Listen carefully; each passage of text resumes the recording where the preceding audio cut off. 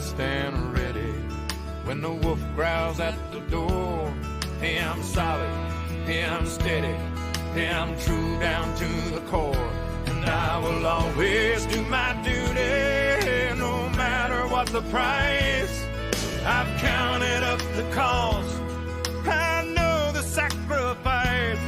Oh, and I don't want to die for you, but if dying's asking me, I'll bear that cross with honor, 'cause freedom don't come free. I'm an American soldier, an American. Beside my brothers and my sisters, I will proudly take a stand. When liberty's in jeopardy, I will always do what's right. I'm out here on the front line, sleep in peace tonight.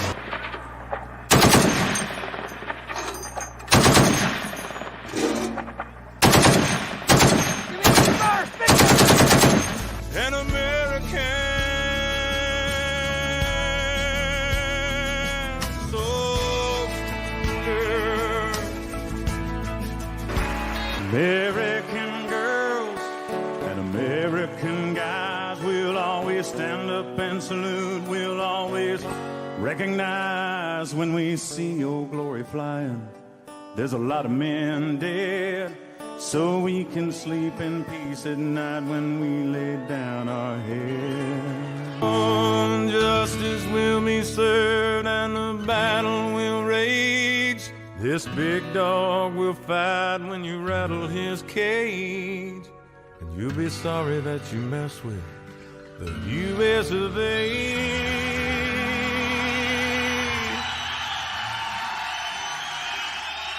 'Cause we'll put a boot in your ass, it's the American way.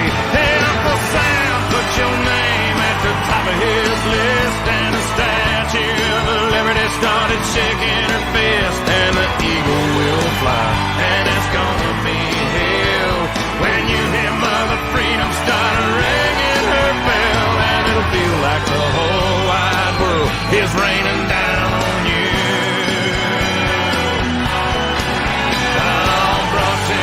Courtesy of the red, white, and blue. Hey, what's going on? Welcome to Tuesday night. This is the old Sarge here. Welcome, everyone. Hopefully, everyone's having a good Tuesday. I know it's a little weird. I almost fucked up and said Monday, but that's all right. We're here because we're not all there. I want to thank every single one of y'all for coming to hang out this Tuesday.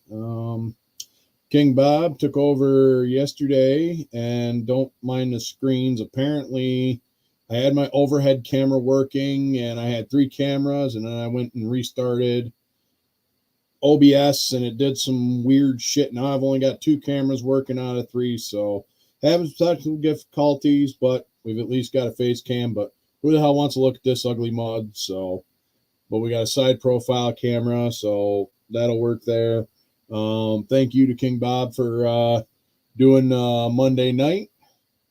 So without further ado, let's kind of get the racking cracking and kick this Tuesday off. So Bob is at his meeting for model car meeting. I want to thank all my old subscribers, new subscribers, for you guys coming and supporting me. It is awesome. I've actually been over 600 subs for about a good probably 2 weeks now. I wanted to make sure. So if y'all didn't see my video and stuff like that, I tried posting this morning. And yeah, so I mean, I tried posting it this morning. I don't know, I'll probably post it whenever it posted, but I think it was this afternoon. That's true, Mike. It is a face only a mother could love. But the reason why I got such a big beard, if I go to like trim it down, I'll like blend in. All I gotta do is just pick my head now, and, like trim my beard and disappear. Oh, what's going on, Austin? How we doing? Welcome. What you been up to? How about it? Come on. So anyway, let's give our salute and stuff like that. We're doing a little bit heavy tonight. I got a couple. Well, that was on the rocks, but when I had to go through, we had some on the rocks, and we got a shot. And we're doing the good old Basil Hayden's. I want to give a shout out to all our brothers and sisters in arms, first responders, military. You guys doing what you do, keeping our ass safe every day. Stay in a good fight, keeping the wolves at bay. I want to say thank you to the future, the present, and the past soldiers who've come and gone. And I'll get into that in a minute. So here's to you guys. Salute. Oh. Woo! Nums. It's good. Oh, shit. I'm working on a 50cc gas scooter, huh? Oh, hell yeah, bud. That's what I'm talking about.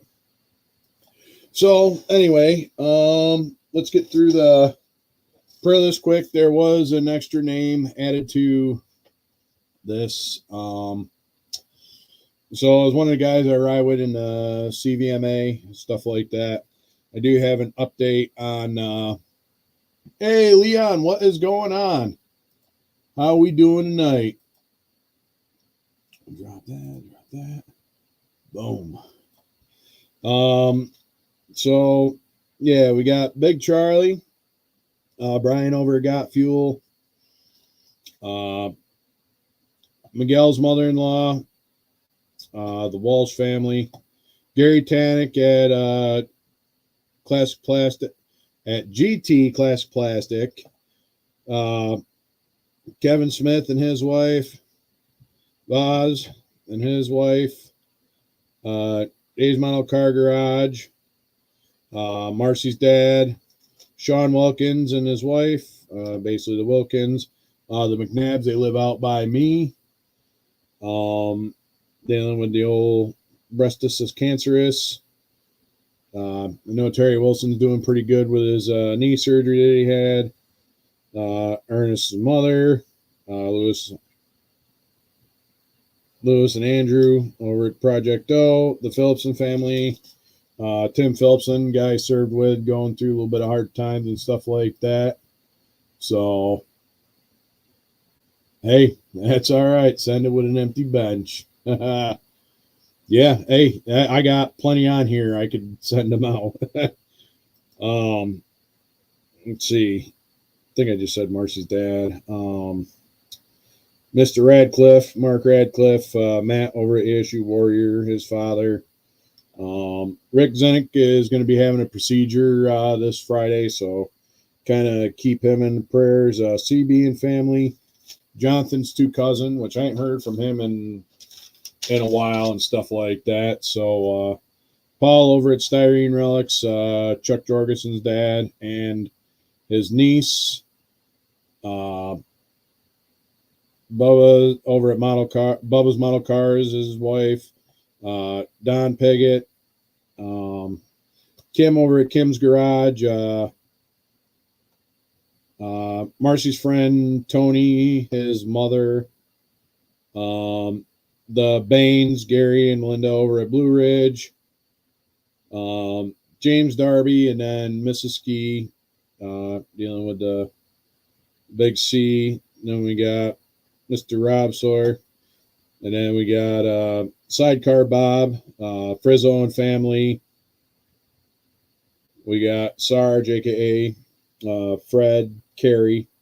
He's one of the guys. He's having some issues, battling a lot. We had just lost Ozzy a couple weeks ago. And, hey, what's going on, Mikey, and stuff like that. I'm sorry, my bad. Well, we'll keep Tony's family in prayer. I apologize. I didn't realize it passed last week. My condolences, Marcy. Anyway, then we got Ozzy. Jess's mother, I guess, is having some issue, and another guy that I ride with in the CVMA. His wife just had surgery and stuff like that, so don't mind kind of keeping some of these guys in your prayers. I try to send out prayers as much as I can. Not that I'm uber religious and stuff like that. It's just one of them things, or whatever higher power that you believe in and stuff like that. Hey, that's all that matters. I mean, just as long as you had a good long life and you know, sometimes being alive too long is a curse because you get to see all your friends die around you.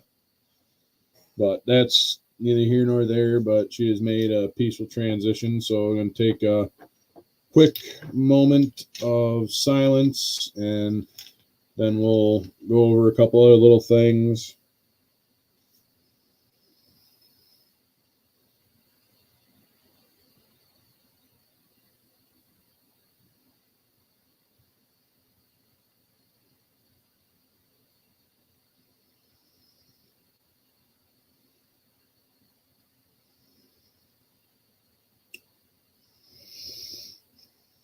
Amen. All right. So let's we ain't got much for a mail call. I know I showed them last week. I got the bodies from Mr. Jim Folkers, JBD race bodies. Awesome, Mike. Appreciate it. So yeah, I didn't really have a whole lot accomplished per se this week. This last week was Friday. I was out. We did Run for the Fallen. Granted, this is last year's booklet. I did not get a booklet for this year with the different names, and I totally screwed that up because I was going to swap over and do this is kind of part of the hero of the week.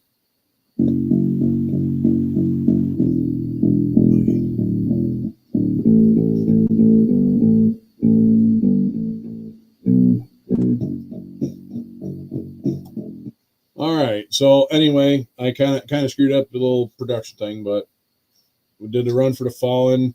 I've done this the past 5 years. 2020 was, I think, the only year I didn't do it because it was my accident was at the same time or right. I think I can't remember. It was just before or right after my accident is when the Run for the Fallen was. But this year I got a fancy ribbon. It says New York Run for the Fallen and stuff like that.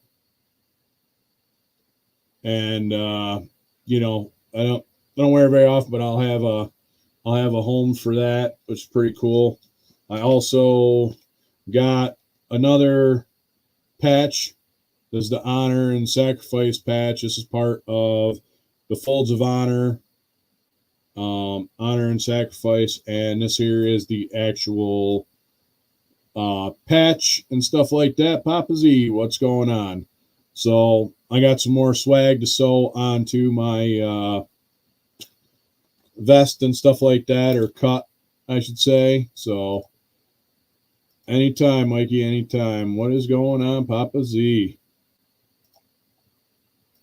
What's going on, Theo? How are we doing? So that's pretty much what I got. Thursday night, we had a meeting to figure out what we were doing. Friday was the actual Run for the Fallen, which was day 2.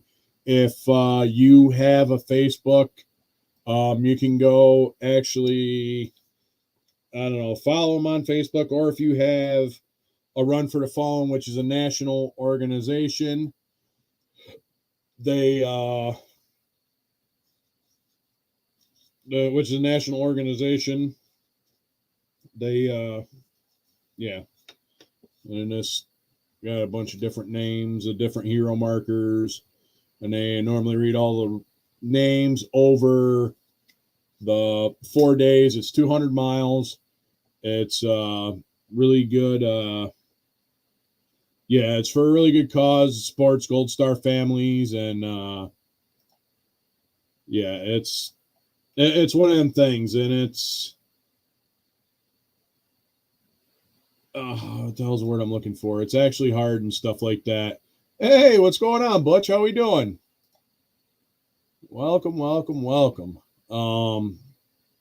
Yeah, and especially reading some of the hero markers, and especially seeing some of the Gold Star families that, you know, it kind of hits like right in the feels. I mean, granted, you can't get overburden yourself with it.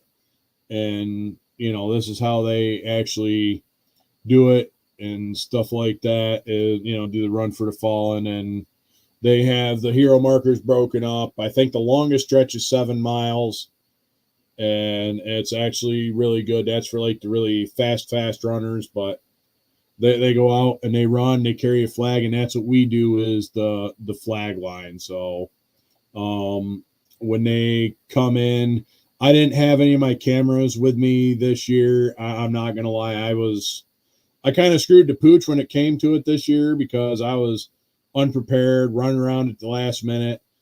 I was lucky that I actually remembered to throw my rain gear in my bag because it rained like a cow pissing on a flat rock at one point. Not that I got wet because, well, I had rain gear, and that's why you pack rain gear, especially on a motorcycle. Anyway, so that was pretty much what I got as far as that. I didn't really get anything else. I haven't gotten any new kits. I haven't it's just been kind of like a low-key week. I gotta go tomorrow, and I will be dropping off my 67 Pontiac GTO to my veteran Bruce, who is going to be on the bus tomorrow. So got a bunch of peoples to pick up. So not as going to be like too early of a night, but like I said, there will be little hints. So on the 600 subscriber giveaway,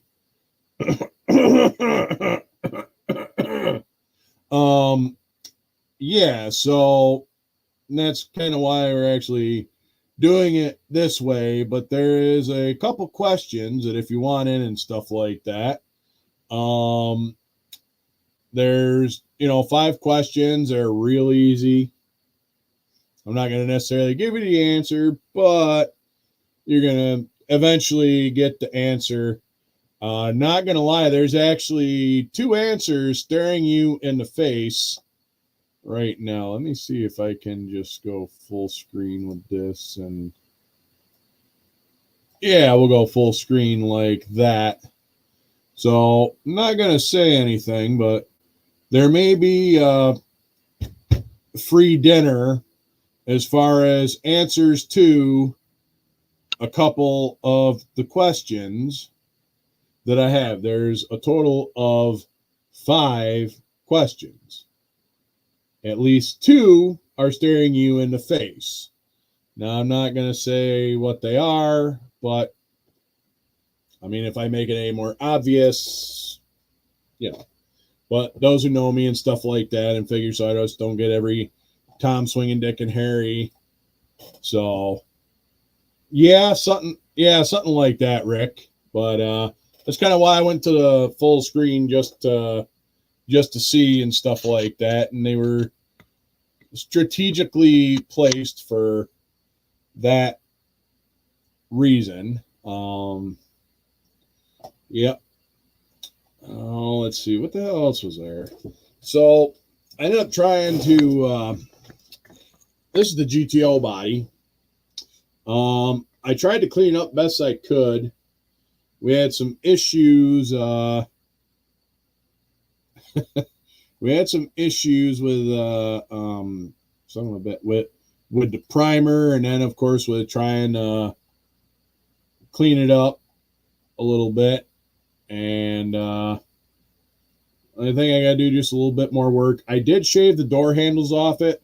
So what I may do is I may be reaching out to somebody who may have some door handles, because while I was sanding, I got a little heavy-handed and broke the door knobs or door handles off, as well as right here, we broke the A-pillar during sanding and trying to clean up my big fuck up that I had made. I mean, scratches in the hood ain't that bad. I got them a lot more shallower than they were, but I may try to sand this again, or I may just problem spot a whole bunch of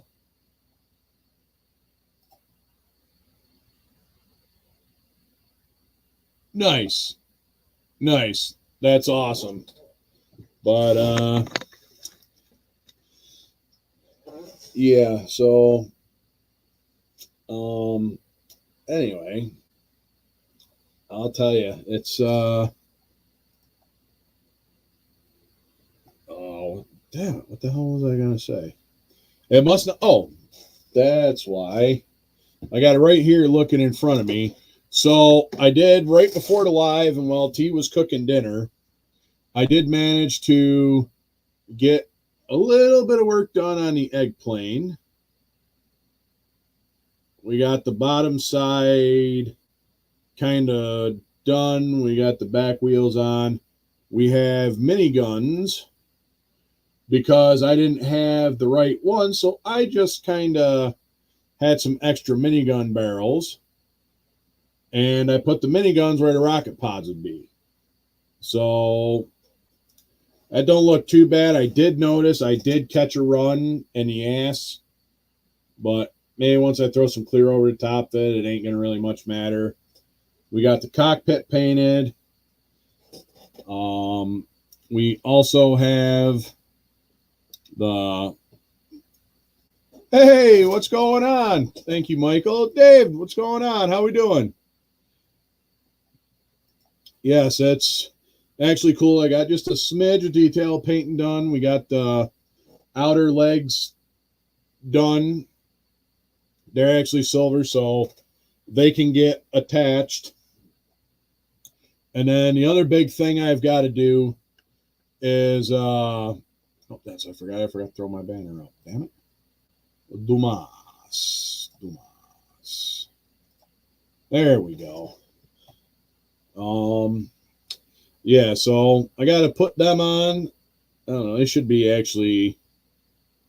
Oh yeah, they're not bad. I can actually kind of play with these a little bit. Maybe I'll actually get these put on here. And then I just realized I've got to paint my lines, my camouflage lines. I should have probably waited to put that. Well, you know what? That won't be too bad because I can actually cover up a couple things. Thank you, Rick. Appreciate it. Mr. Leadhead, what is going on? We got the interior painted. We got the first decal in the cockpit. I don't think you'll be able to really see too well. Of course, you can't really see the cockpit too well. I said cockpit. Anyway. So then I started this last night after I got home from my VFW meeting. And yeah, that I gotta say that was not bad, but it was a shit show, and I've got a lot of work ahead of me. But yeah, it's already everything we got is in the works, and basically, hopefully, district doesn't start coming down on my ass about shit, but they won't because we resurrected a couple issues last night. So right here we have Hellcat engine. So it looks red in the camera, but the color is actually Danger Orange is the color. It is actually enamel spray paint. And it was a can that I had one coat enamel, indoor, outdoor, Danger Orange. I figured that would actually be a nice little color for an engine. I mean, it's a Hemi. Oh, I'm sorry, a Hellcat. You know, and I mean, you know, everybody drives a Hellcat, but not trying to profile most of the people who buy a Hellcat. Just saying. You know. Anyway, then I got to run the belts on it. That was a pain in the ass to get that in there. We got the transmission painted. We did green, like an opaque green, but I don't think I shook the nail polish enough. This here is the color green, and I painted the transmission pan just to give it a little bit of color. So last piece I've got to do is the cold air intake. And then this engine will be ready, but I can probably do that as that. I got my headers painted so that I can put them on as well. We got our headers painted. I may grab some of that clear blue, the Tamiya, or I'm sorry, the Revell clear blue, and I may try to heat stain the headers a little bit. So I got most of this done before dinner tonight, so I'm happy that it was great because T was off today, made great dinner. So I was happier than a pig in shit because dinner was made. So, you know, it's always good when you ain't got to necessarily cook. So, anyway, what else we got? So we got a little bit of progress done. I did find some wheels, and I think this is the direction I'm going with this. And I'm going to do, like I said, a little bit more work. I got to cut out a little more, but we're going to cut the wheels down a little bit, and I got to cut out this I got to cut out all that gold to make sure I got enough room and do a little bit of work there. So we got a set of these wheels, which I don't know, they might be stanced a little bit. Let me get the wheel backings onto this. So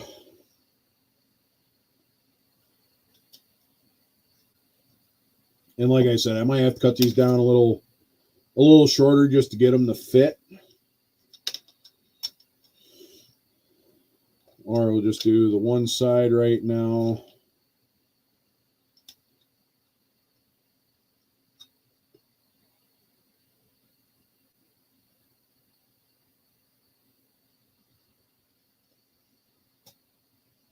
So that's kind of what the back tire is going to look like. I'm going to work on tucking them in there. I got to do a little bit of, so I'm going to have to do a little bit of work and stuff like that. Like I said, I got to make some adjustments, but these are the wheels and stuff like that we're going with. I've got to finish doing the body work on some of this, sanding it down, figuring out where there's flaws, get rid of the flaws on the back side here. But I've got some of these nice 5-spoke wheels and stuff like that. The mags, you can't go wrong with a set of slotted mags, in my personal opinion. And everyone's entitled to their own opinion because they're like assholes. Everyone's got one, and most of them stink. Nobody's asshole smells like roses. Unless you wipe with potpourri, and then, well, it smells like potpourri and not roses. Fun fact. All right. So this particular build, like I said, is getting a Hellcat engine. I flipped a coin and made a decision that instead of doing a Viper engine, we're going to do a Hellcat engine. I've got to also get the I also got to finish the roll cage, which I think that is in the bottom of this box. So it is getting a roll cage put in it. And the color of the roll cage is probably going to be this. Oh, I just had it in my hand. It's probably going to be this green is going to be the color of the roll cage. that I'm going to do on the black interior. So it will match. And also want to give a quick shout out to Mr. Don Duffy of Duffy Home Services. This here is the project that is getting built for him. Basically, it's going to have this logo except in green. So if you're around the central New York area, need anything done to your home, or kind of specializes in modular and double wides, offers a military discount for first responders, law enforcement, and military. Duffy Home Services. If you're in the area, give him a call. Good dude. Tell him Cliff sent you. And, you know, so anyway, there's that. He does a lot. Does free estimates. He has Facebook and an email, which is Duffy Home Services at thebookofface.com. So we've definitely got that. Hey, Ryan, what is going on? We're just showing a little bit of progress, what kind of going on tonight. Ain't really got nothing uber special going on. I did clear off my desk a little bit, and I'm just sitting here. What the hell is that? Oh, what did Miguel send me? Hold on. All right, I'll have to check that out here in a few minutes. I wonder what Miguel sent me. He sent it to me on grams of the Insta. So, I know one thing. It is definitely humid as balls out here right now. Not gonna lie, it's definitely warm in the house, and I gotta keep an eye out for the neighbor. Been having some issues, but that's another story. Not gonna get into. So, yeah, so that's kind of what we got. So over my last 22 years and stuff like that, when I was in the Army, I've seen and done a lot of shit. And you'd be surprised some of the shit that I've seen and done within the last 22 years of time in the service. I'll tell you, it is crazy. The stories that I could tell, and unfortunately, you cannot make this shit up. I'm telling you what. I ain't shitting you. Hey, welcome, Kevin. How are you doing? How is everything going on your end? Thank you, Ryan. I appreciate it. So, to cover up what we, what I was kind of like dropped a little bit earlier, kind of giving some of the answers tonight, but also at the same time, I'm trying to make it easy, but I'm not trying to make it too easy. I want to keep the giveaway basically open to all of my subscribers, but I also want to give an advantage to those and stuff like that who have, I guess, kind of follow not religiously, but just kind of follow on the regular, you know what I mean, like regular basis. I don't want it to be one-sided, but I also want to give those who are actually here and stuff like that on the regular, and you know, but it is open to all 600 subscribers. I will show one thing that I am giving away, just because it's sitting here. I got a lot of other stuff that I was supposed to give away at other different intervals, but I think I already showed it. This is going to be one of the items given away during 600 subscriber giveaway. Not going to give away too much more because, like I said earlier in my video, it's like, how do you keep an asshole in suspense? I'll tell you later. So, but of course, the asshole in suspense had to give a little bit of a teaser. So, I mean, it's not a lot, but it's something. And I've got a lot of other stuff to give away. And this will be taking place on Monday, the 17th of 2024, around 1800-ish. If everything works out, I get out of work like I did today and was able to get everything situated, then it'll take place about 1800.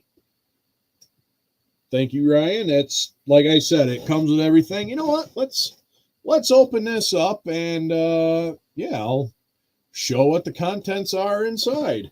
So this here is Central Pneumatic, aka Harbor Freight airbrush, and it comes with all right.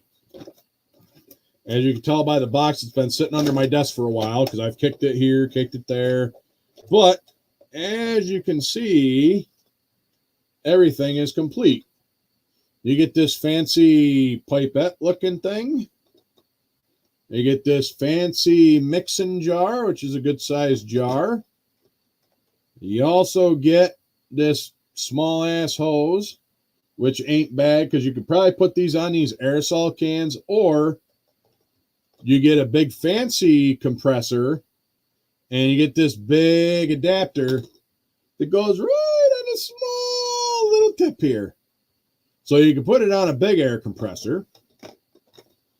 You have your siphon style can. You can get other cans and stuff like that that will work for this. And this is nice glass, as you know, as I go there and break it on the table, which is not broke. I'm just saying it's a nice glass style reusable airbrush thing. And then you have basically it's single stage airbrush siphon style, basically like trailer park Porsche H and stuff like that. So that I'm not sure. It may. I do have a Model Master bottle. Let me dig that out. Give me a second. I know I've got a Model Master bottle here because it's the only color that I had that was Model Masters, and it was Chevy engine orange. And it should fit if I can find the damn bottle of the Model Masters, which I probably threw it in the corner and it's probably on the floor somewhere. But it should fit on the Model Masters. It should fit. I mean, it might be kind of close. So, yes, sir, that is exactly what it is. It is an adapter for tire thing, but this is actually for a lot larger chuck. It should. You know what? Let me look. I think I got a Tamiya bottle. Let me. I think it's over here somewhere. Where the hell is it? No, that's not. Son of a bitch. Shit. I know I had it. I know I got Tamiya pink here because it was a color that. There it is. Hold on. Oh, fucker. Come on. All right. There we go. All right. We've got a Tamiya paint bottle. So we will test this out and go that way. Oh, shit. That works. Hey, what's going on, buds? How we doing? Welcome to the party. All right. So, oh, shit. I guess I haven't opened this in forever. So, all right. Well, this is an acrylic anyway. So so I don't get shit all over the place. Let me take this lid here. And we're going to thread this on here. So just to let you know, yes, Ryan, this Tamiya top does fit on this bottle. It will work. Now let me clean the rim off here. I'm not trying to contaminate this.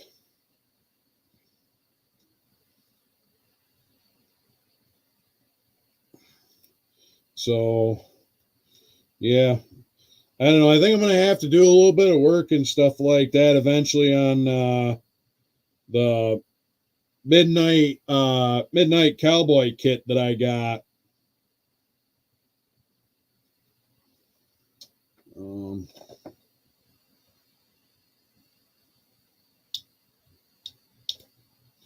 Pull that out of there. All right.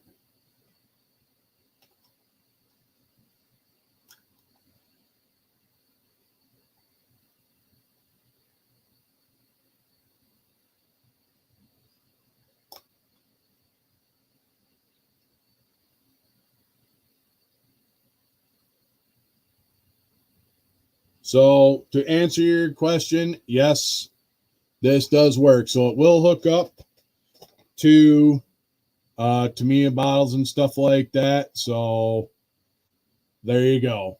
That works good. All right. Appreciate you, Marcy. Thanks for dropping by. Let me get this off and make sure there's nothing in there. So these Tamiya paint bottles will work with this airbrush. Just so you know, for future reference. And to answer your question, Ryan, yes. So that works. That works out well. So anyway, this will be one of the items that'll be given away. And like I said, I'll answer the 5 questions and say I'm in. And yeah, that's pretty much how you get entered.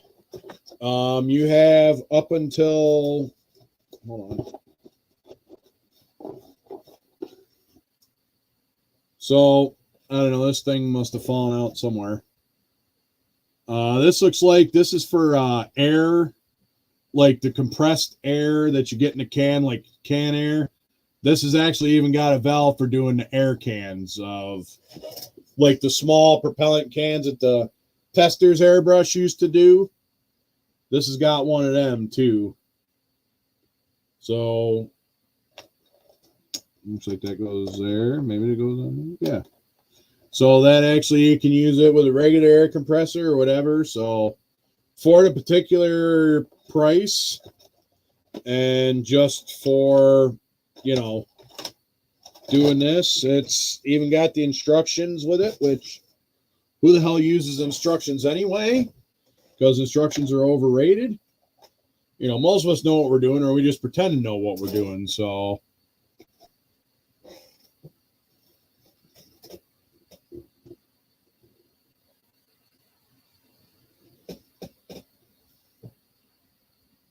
oh, that's all right. I mean, like I said, it's, you know, I got plenty of shit to give away. I mean, I've had the last couple hundred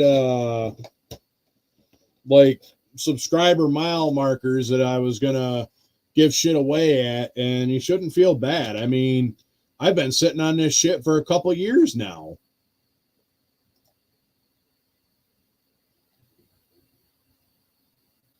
Okay, that works too. But this is, like I said, a whole complete kit I got from Harbor Freight. So, like I said, so speaking of airbrushing kit, there was a particular model. It was a Monogram 32 street rod that I actually used the airbrush on. And it actually looked pretty good considering I used nail polish for the build. And it was actually a build I was trying to get done for senior, which I should have worked on a lot harder before his passing, because I planned on mailing it to him before his passing. So with that being said, it was a Monogram 32 Ford street rod, and that was one done for senior. So anyway, hey, what's going on, Eric? How we doing? Nope, that's fine. Do the rebrand. So yes, you told me that earlier. So this is Eric over at Rascals Hobbies. He rebranded his channel. So give me a second. Let me jump over to the tube of a U and make sure that he gets a wrench back. So, and if you ain't subscribed to him, go subscribe to his new channel. And there it is. Dun, dun, dun. And as moderator, standing moderator. What we got? So go give him a like, go to channel, and we'll get them back up and running and stuff like that. So I'll go drop the link, or he can drop the link, or whoever wants to drop the link, you know, and we'll drop the link and copy. Oh, thank you, Ryan. You already, yep, and I'm number 2. So thank you, Ryan, for dropping the link. So he did say that was going to happen, but yeah. Oh, shoot. You know what? I totally spaced it. But also keep Eric in your prayers as well. He's got some things going on I'm not going to necessarily get into, but keep him in your prayers as well. We literally just talked about it not that long ago, and I had a brain fart, and I had a notebook sitting right in front of him. So, nope, I am not, Kevin. Like I said, I believe an armed society is a polite society, so we will just leave it at that.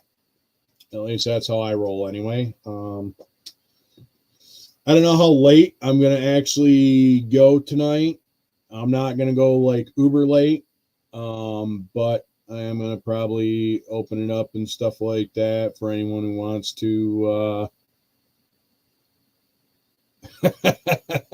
Yeah, no shit. The 10 millimeter and stuff like that is the ever elusive one, because it's the one that you need for everything metric. So, anyway, all right, let me post this in the right spot. All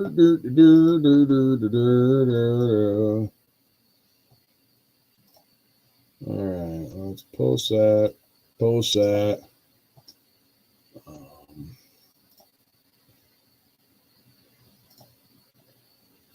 That's what we gotta do. We gotta go back to YouTube. Hold on a second. I'm working on pinning the comment. I gotta go back to the YouTube of the tube of the U, and well, yeah, I gotta have the hammers and crowbars. Ryan, what's up, buddy? Not much, brother. So kind of a bummer that moderators can't pin a post like that. I know, that's what I mean. It's like weird. I ain't got that far yet, but it's video going back the way I had it. Yeah, as far as I know, the only way anybody other than the channel owner can do it is if you have YouTube channel admins. Right, and I don't know if I have any channel admins. I don't think I do.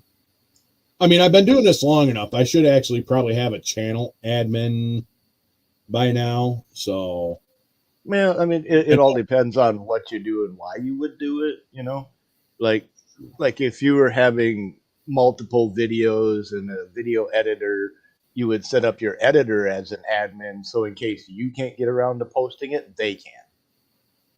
You know, yeah. I mean? So you focus on making the content, they do the editing and upload, sharing the load, kind of thing. You know. Yeah, that's kind of, what should I say, above my pay grade. So yeah, I ain't even got one of those, so everything's there. I ain't got a pay grade, but it's above my pay grade. That's one of the common things I always used to do and stuff like that, especially when you're in the military. It's like, yep, that's above my pay grade. Yeah, you outrank me, sir. Yep, exactly. No. Not my headache, not my monkey, not my circus. Yes, ma'am, sir. Yeah. What's up, hey, Bob? Bob? Welcome to the party, King Bob. Thank you for hooking it up last night. sorry I didn't jump in when I got home. It was a late night and we had a lot to talk about as far as the future of the VFW, which I'm not going to necessarily get into, but well, let's just say the commander stepped down, so now we got to struggle to get a special election to get the new commander, but at least we have a new commander in line, so all we got to have is a special election. So what is the timeline between you have to give a notice and the election? Is it 2 weeks or 1 month? Supposedly I guess the current commander is planned on stepping down for at least a couple months now. Right. I was not aware of this, but I found out about it last night. Right. So I was there and he stepped down. I'm like, yeah. So with that being said, it's got to jump through hoops and stuff like that. So yeah, when I was on the board of directors, I think our bylaws stated that we had to let the membership know 2 weeks in advance of any special notice. Right. And that's meeting or whatever.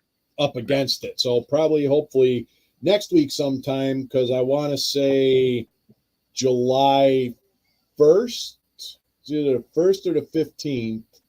I'm going to have to look at the bylaws again. Is they have to have special election before the next meeting, which would be July 8th. Right. Which is the next meeting. So we got to have a special election so that we can at least get the paperwork done to get, everything in place so that we're not necessarily without a commander. Then we get the district coming in and like.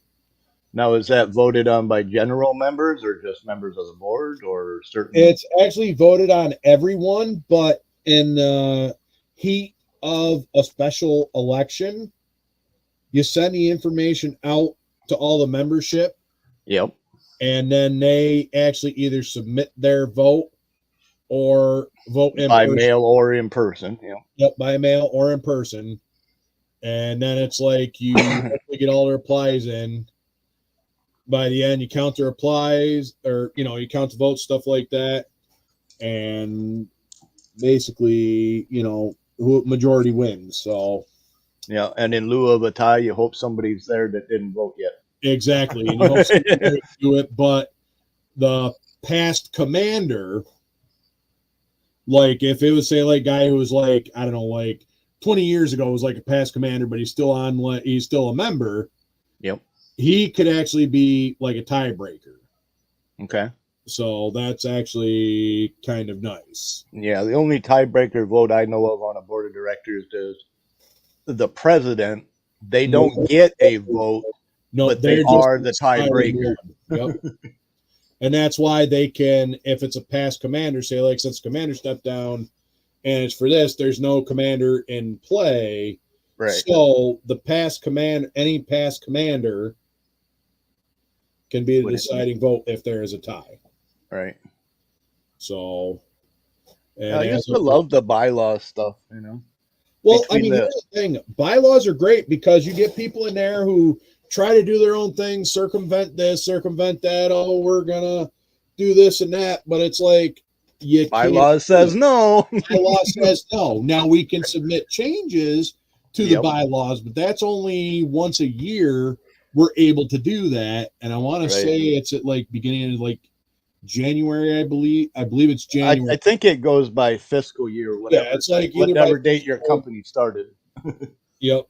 So with that being said, it's just kind of got to jump through hoops and, I'll probably end up holding dual hats. I'll be secretary and first year trustee. So cool. I was going to run for commander, and then we had this younger guy in there, and he threw his name in the hat, and I said, good. If you're going to volunteer, that's a step up. That's what I mean. It's a step up and stuff like that. And it's a lot better than me approaching you and asking you and talking you into it. And you saying yes out of, he's asked me, I'll just do it. I don't really know if I can. And you volunteered, which is great because I had half a second about stepping up and trying to do it just to cover, everything. But, it's So I'm glad that he stepped up. He's a younger guy. His deployment, I want to say it was like in 18 or 19, he had deployment overseas. Cool. And I'm like, wow, okay. And it's like, not that I was like picking on the kid or anything. It's like, shit, I got boots with more time in service, son. I almost handed him a rag, said, here, take this rag and wipe that fucking water out from behind your ears. Jesus. Right. Fucking young buck. Well, that is true, Kevin. Yes. Hunter is a pro with cracking guns. Which reminds me, I could actually probably change my ticker in the bottom because I got another ticker, which I like to do, and it's jokes and facts and stuff like that I normally scroll at the bottom. I've seen one of them before on here. It was pretty freaking hilarious on some of them. Yeah, well, this one I changed a little bit. There was one or two jokes I was going to add, but I was like, I'll just wait, and I'll do them like another week and stuff like that. But anyway, so yeah, that's I think going to be like the new thing. Roughly about midstream, I'm gonna change over to the ticker at the bottom, and so right. But yeah. Anyway, but yeah. So while I have a second, let me just say congrats on over 600 in person. No, thank you. I do appreciate it. And when I started this channel, I never thought I'd make it past 10, let alone 100 and stuff like that. Yes, Bob, it is. Yes, it is. It's what we call being voluntold. Yep. You will. You will obey. Resistance is futile. Yep. Unless it breaks any particular laws within the Geneva Conventions. Yeah. That's unfortunately, that's where it gets a little gray, and we have to deal with like laws of war, and there's certain things that we can't do, but yet the enemy uses the Warsaw Pact, which they can use like mosques, schools, hospitals, medical vehicles, and play Trojan horse, but yet we can't do that to get the upper hand because, we're the professionals. So, and they wonder why. It's like, oh, you just bought the hospital. Bullshit. You're using it as a fucking hideout, and gunfire is coming from a hospital. Gotta get you out there somehow. Right. And that's sometimes collateral damage. You just call in A-10 or a couple F-15s or F-18s with some J-dams on them, 500,000-pound bombs, and just boom. Right. Or you get one of the tier 1 guys or something like that out there, or maybe even some of the grunts out there with a laser dot and, paint a target on there and hit it with a smart munition. I mean, it won't be the first time as a mosque has been, used right. as a fortress and has, been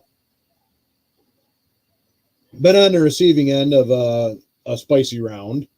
Right. So. Non-collateral damage. Yeah, pretty much. I mean, they frown upon it, but sometimes when you're trying to get the edge, it's one of them things.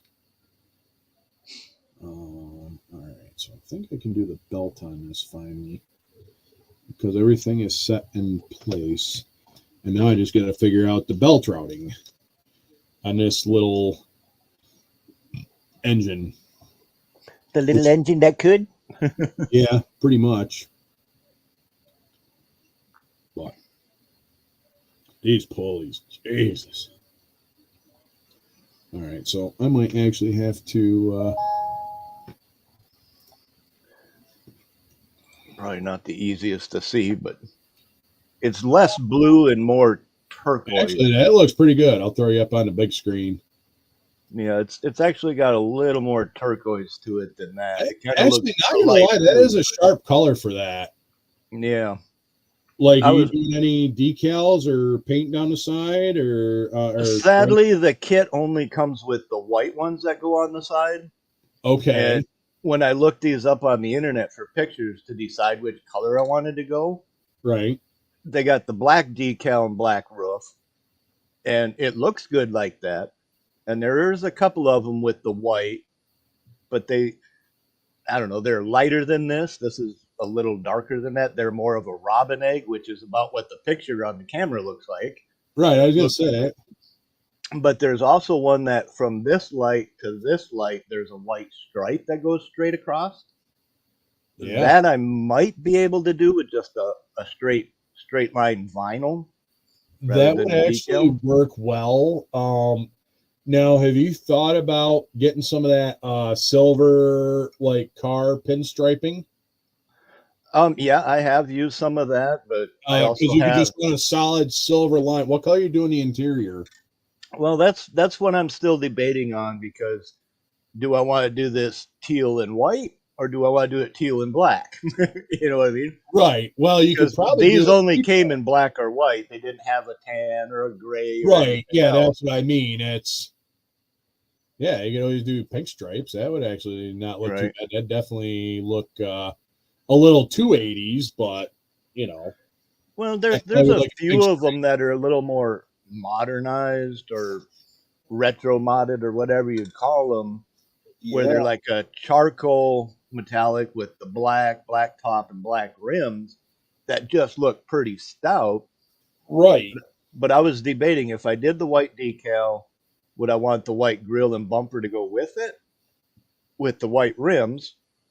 To kind of give it more of that work truck look rather than the chrome grill and bumper and everything else. You know what? That would actually be solid, because there's a guy running around in a 77 Chevy pickup, and he's got the white wagon wheels, white bumper, white grill, white roll bar, and it was all a work truck option. Blue. Like a sky blue almost. Right. Here, let me see if I can pull up my other. Oh, actually, you know what? What about splash graphics? Well, decals normally ain't my thing, so I'm kind of debating: do I want to stick with the stock ones, or would I do something different more than anything? I don't know. But let's see, are they Jeep? Well, they might be. No, I mean, yeah, because splash graphics would be kind of cool. That'd be almost. Well, I wouldn't say period correct, but for the color. There it is. There it is. All right. Here's, let me share this. All right. I'll show you my topless one, because there's two different versions of it. Mm-hmm. This is my topless one. I like that. That actually looks clean. I like how the doors are on there. Right. Are those Bronco doors, or is that just something?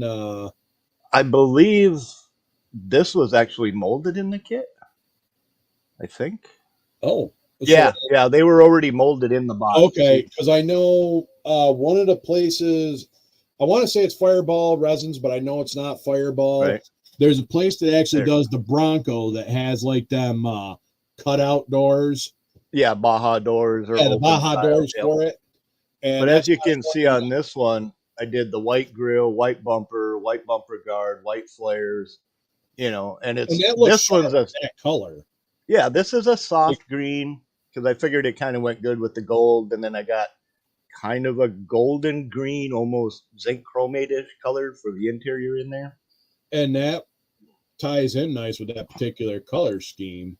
Yeah, you can, these are actually pretty awesome little kits, I've got one sitting in my stash I got to do that I was going to try to build, and I was going to actually throw a plow on the front of it too.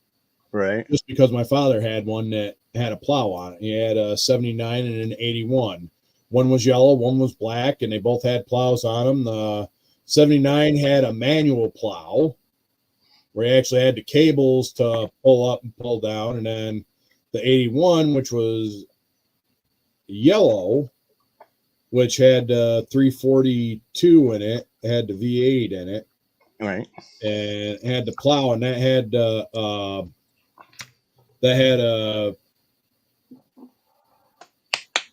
Myers plow on it with that. So okay, all right. So it was Fireball Resins. I know I've seen them, and that's why I was like, so yeah, actually you could probably do it and then hit it with some pearl, which might kind of give it that like nice custom look there and stuff like that. If I could ever get my printer to hook up, connect to my computer, and work the way I want it to, I have Tester's decal paper, and I would love to do one of their bright yellow with the orange and red decals. Ooh. It was a special package version they had, you know. Right. That I would love to do. And it really bugs me that the decals only come in white. They don't have the black option, which was a factory option. You know? Well, that's what I mean. It's nuts, and that's why I was kind of saying maybe use with some of that pinstriping tape. You know what I mean? This is the Scout, Kevin.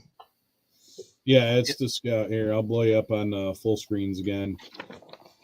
Yeah, the International Scout 2 AMT's version. It's a pretty cool kit. Yeah, because I got one, and like I said, I was thinking about doing a little bit of patina to it just because I was like, nah, I'll just make it kind of workish, and like it'll have a plow on it.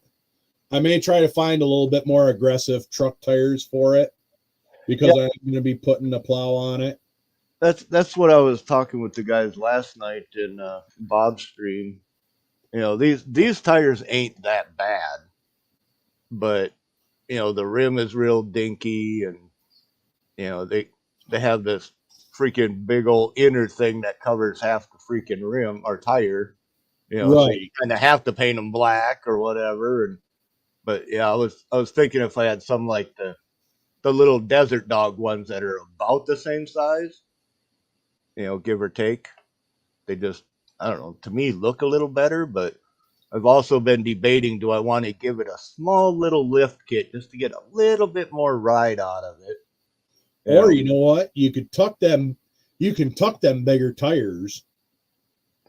Well, I've seen guys do that. They'll leave like a stock truck and slap 33s on it and not bother doing anything with the fenders, and it just a guy in Washington State had a 72 Chevy C20 two-wheel drive, and he had 33-inch tires on it, and I mean it looked awesome. Right. I mean, even here you can see this is about the top of the tire, right?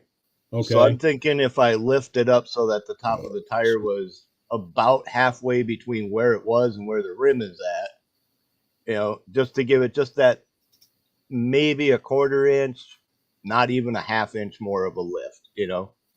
Right. Now, would you be able to do that with just a little bit of sheet styrene, make a couple little pucks or?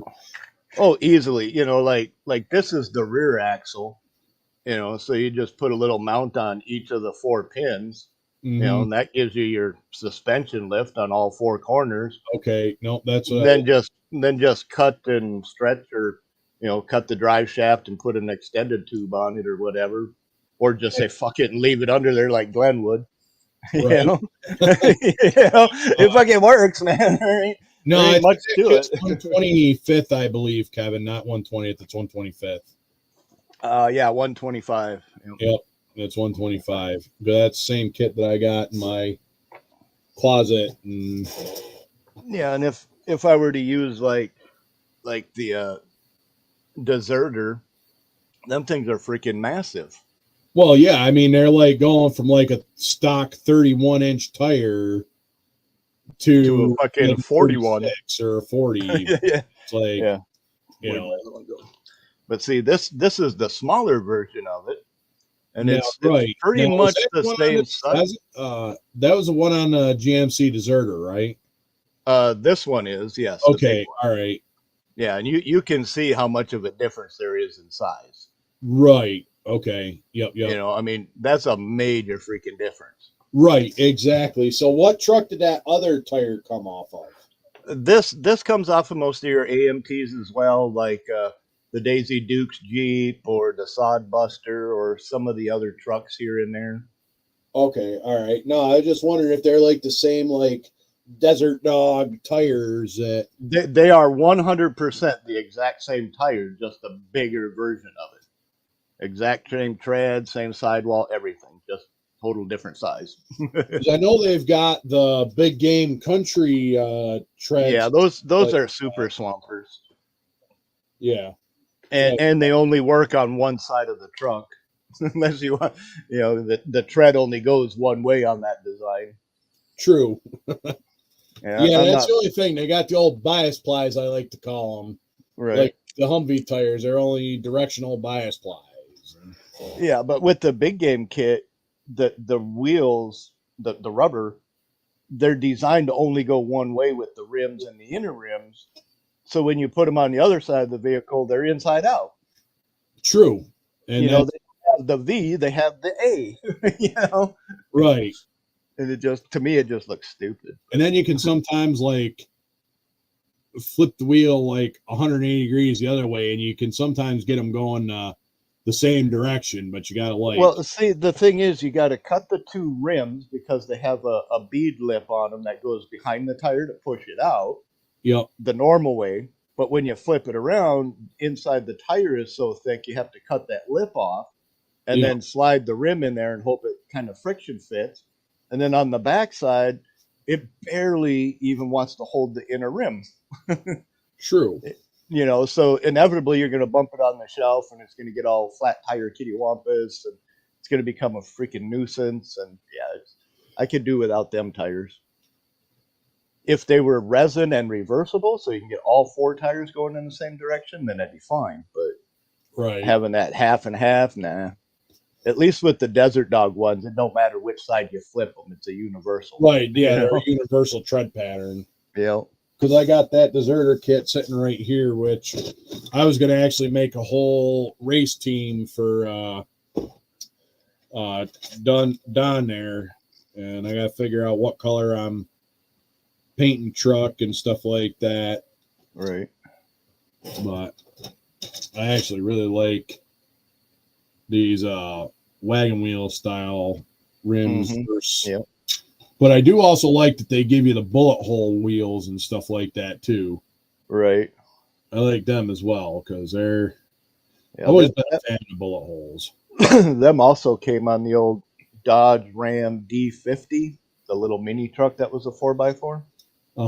And it came with the same big deserter tires. And really, I would have picked one of them kits up for the D50. I mean, I'm not a fan of the D50, but shit, if I would have known it come with the big Desert Dog tires like this, I would have picked a couple of them kits up if when Ollie's had them.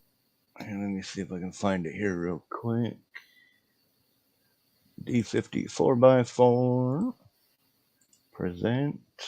It wasn't the Coca-Cola one, was it? That's the little truck version.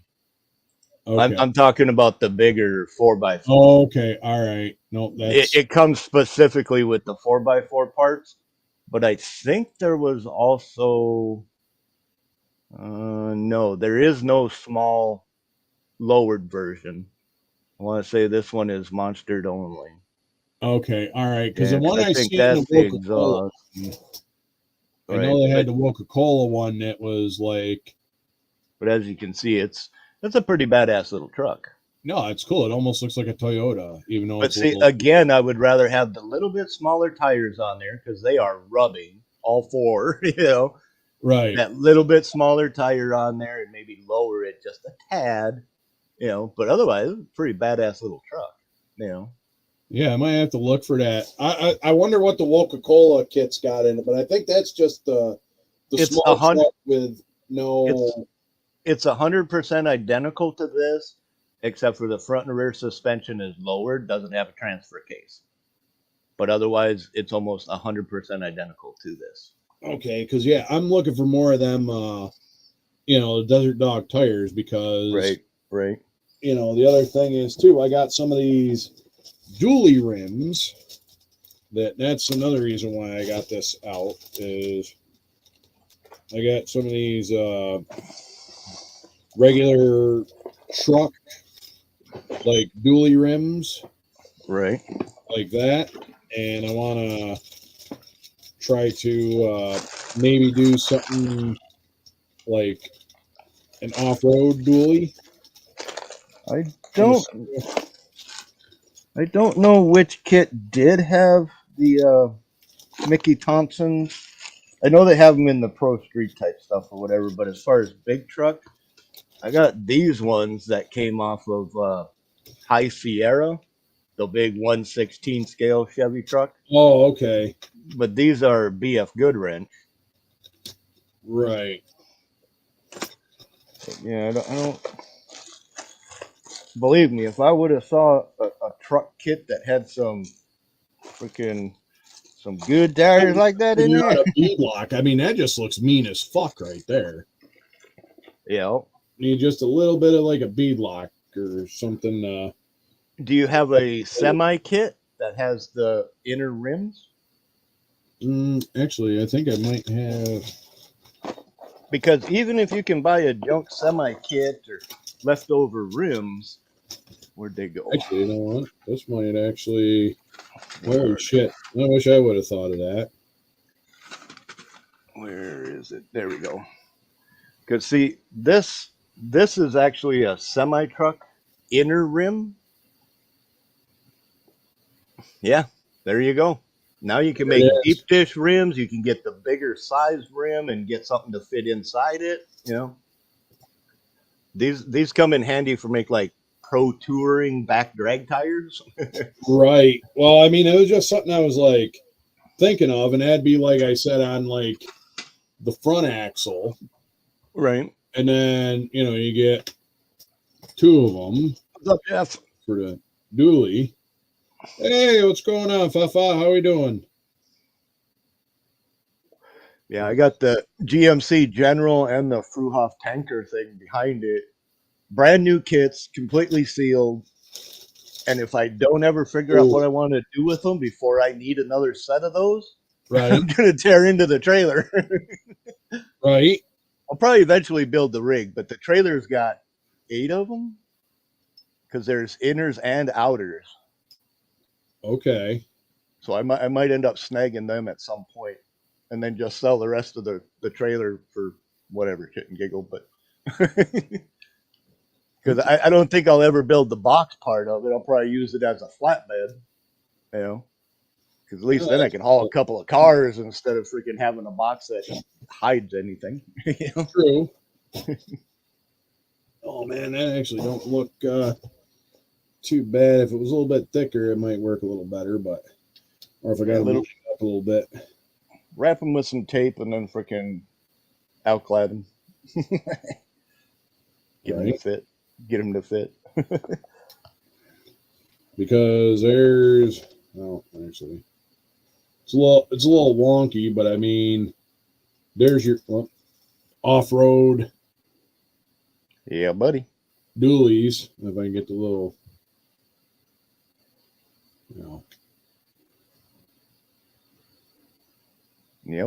centering to stay on there, and I wouldn't mind, like I said, having like a set of these or something like that. Just put them together as like dually, and then have the. Do you have the extra 2 tires you need to do that with yet? Not this particular out of this particular kit. I'm looking for the Desert Dog ones. Right. I mean, those are the ones that. So you're saying you don't actually have the other 2 to make dualies, right? You only have the 4? Yeah, I've only got the set of 4, but what I'm saying is it would be awesome, which I can always get another deserter kit. I just gotta. Well, the reason I'm asking is because I haven't sent the box yet. I can throw these in the box. Oh, are you going to use them? No. I mean. Yeah, I would use them, but I have a couple of sets of these, so. Oh, okay. You already paid me extra, so I'll just throw these in the box for you. And no, not a problem. Like I said, that's. Then you'll be hooked up with your set for dualies, and then you'll have 2 extras you can put in as spares. Actually, let me try to see if I can actually get this on the actual bigger semi-truck tire rim. This is actually the smaller pickup truck rim that I tried to get. Let me see if I can get these. They should fit. They should fit. I don't see why they wouldn't. They might stretch them just a little bit, but not too bad.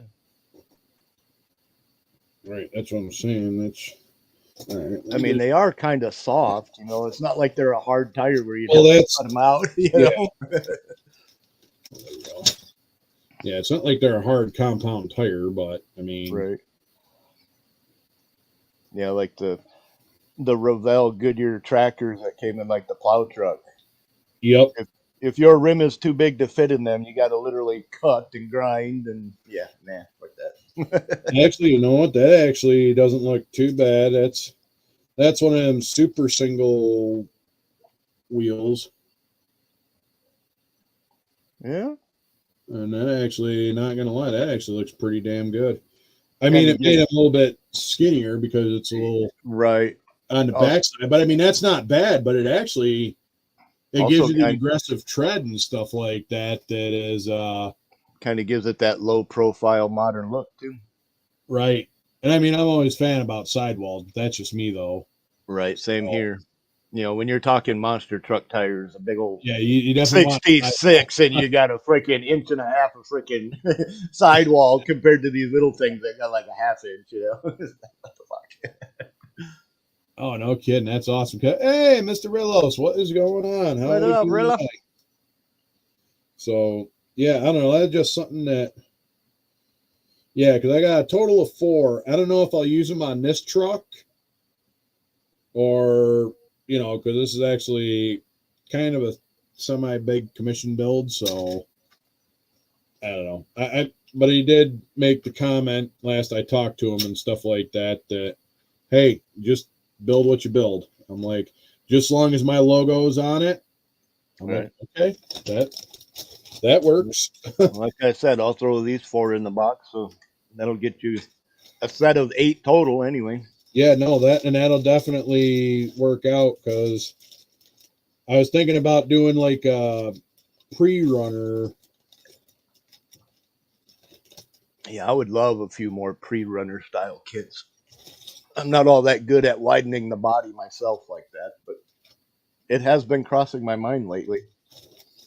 I'm glad I'm not the only one, just because You know how they would like cut right across the top body line of a fender and then yep, stretch it out and give it that nice bubble effect bubble to it? to it. Yes, I've been thinking about that quite a bit lately. I've been Just seeing like it pop up on my feed on Pinterest.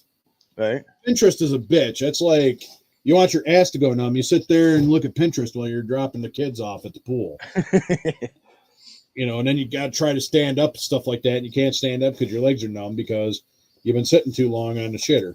And realize that 45 minutes has passed and Yep. you're like, oh, why can't I move? Oh, that's right. That's why I can't move. What you got here, Jeff? Yeah, that ain't bad.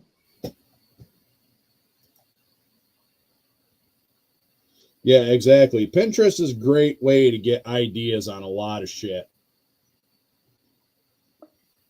Because I was even thinking of taking a pair of them monster truck tires, and I was going to actually make a set of pulling tractors, but go back kind of old school with it. Right. Just a frame, maybe 1, maybe 2 engines, small wheel, you know what I mean? Like got small wheel up front, like Yep. what they used to do.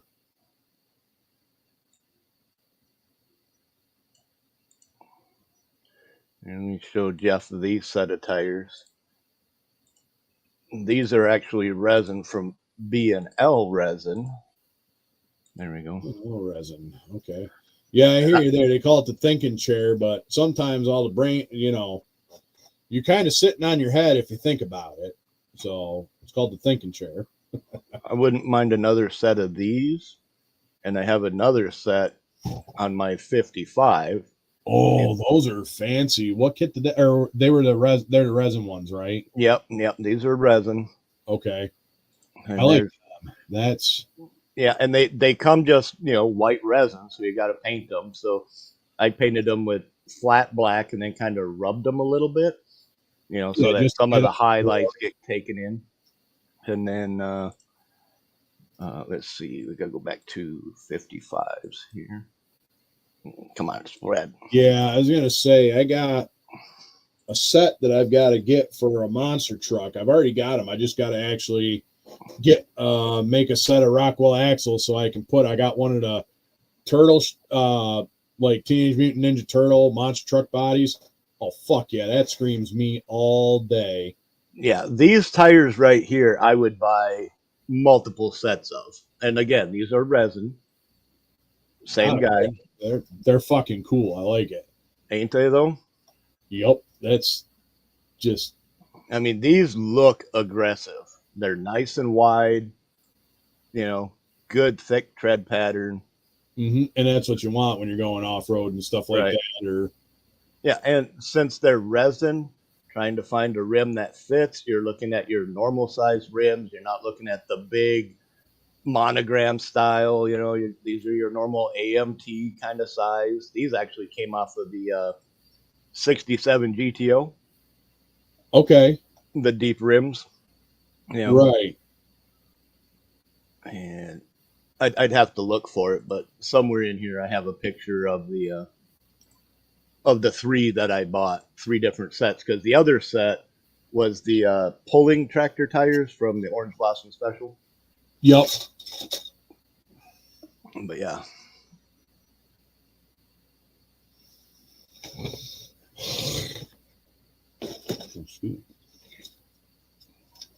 Yeah, when it comes to having money to buy parts and pieces and things. Well, right, exactly. I don't have a weekly income, so I can't just go buy things and shop around all week. So, right. And I understand that. I'm just lucky that I've got like a secondary job I can use to supplement my income. You know, and see, this is one of the problems I face nonstop with society at large. I literally have 0 income per month ever, all year long. And people who have even minimum wage talk about, oh yeah, just go buy this, just go buy. Fuck you, you go buy that. Have that kind of money though. What part of that don't you understand? Yeah, so when Jeff is telling me, oh, go buy this set, I fucking can't. You know, I don't want to. I just can't. Believe me, if I had $100 a month just to go spend on whatever I wanted, whenever I wanted, I'd be showing you some shit. and that's like the other thing. It's like that's why I got that little bit of extra money from my other job. I got paid. And that's why I was like, okay, cool. You know, it's cool. I got the money there, and that's. I mean, believe me, if I could do a job, whether it's physical or not, I mean, if it's physical, it wouldn't last long, I guarantee you. But if I could do a job and actually get an income, my life would definitely be different. You know, I would probably do stash ad videos on my channel, but other than that last surprise stack that my mom bought me, I got nothing to add to a stash, you know? Right. And I mean, I haven't really done much for stashes in a while. I know there was a show this last weekend that I didn't actually go to because I was busy doing other stuff. I had to run for the Fallen and. Yeah, and see, there's another thing I can't do. I can't even afford to drive to a show, let alone go to a show. You know, they're freaking 4, 5, 6, 8, 10, 12 hours away in other states away. It's like, there ain't none of that shit up here, so I can't even do car show videos or talk about having been at a car show or let alone finds at a show, you know? Right, exactly. I mean, the best I can do is grab a garage sale sign and build from scratch in my parts bin, you know? I don't do the resin aftermarket. I don't do the 3D printed aftermarket shit. I don't do the STS decals aftermarket. I don't do any of that, you know? But that doesn't mean I don't build some badass shit. No, that's what I mean. You do fucking some awesome work for what you got and what you're dealing with. And that's like when I came on here back in September of 2020, when I started my channel,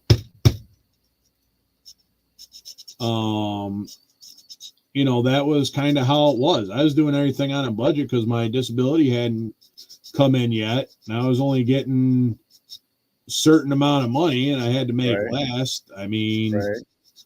I was kind of not necessarily forced to stay home, but I was, recovering and shit like that. What's up, Daniel? Hey, what's going on, Daniel? How we doing? So, let me just answer Kevin's little thing there about robbing a bank. yeah, I know. That's what I mean. It's like the old lady said that the other day. He's like, I asked her, is there anything you want while I'm in town? She's like, $1 million. I'm like, well, don't worry. We'll be married soon. And give me a conjugal visit. So I don't know why you want a yard full of deer, but okay. No, but to answer Kevin's little reply there about robbing a bank, I wouldn't do it because it's not the bank I'd be robbing. It's all the customers who would be out all that freaking money. Mm-hmm. And so therefore I can't see doing it. But now robbing a bank owner's home, I'd just blow that motherfucker to shreds, man. Right? Greedy cocksucking bastards living off our interest. Fuck you. Mm-hmm. Oh, we got to raise interest rates. Why? You got to get more per person? You're already making billions of dollars off us to start with. Fuck off. Mm-hmm. Plus that, and every person is covered up to $100,000. They got that kind of much, and that's the thing. There isn't that much money in a bank. It's the 10% they loan clause. it out to other people. Like they take your money and they loan it out to other people. So when you want to make a huge ass withdrawal, they're like, we can't do that. What do you mean you can't do that? It's my money. You only have to have 10% of whatever you donate or give to the bank in the accounts. So if you give them $1,000 and you go to draw out $1,000, they're stealing $900 from somebody else. Yep, just to draw out your $1,000, and that's so. If 50 of you walk in there and say, "I want to close my account," I guarantee you, at 20, they're shutting it off and saying, we can't close your account. We ain't got the money. Well, what do you mean you ain't got the fucking money? You're a bank. How about you give me my entire amount plus interest, motherfucker? Right. Until the day you can pay off the interest and close my account, I'm charging you now. Well, that's why normally it's like you put the money in glass jars. Sometimes it don't make interest for you, but at least you've got it. You know where it is, and the banks ain't making money off it. Exactly.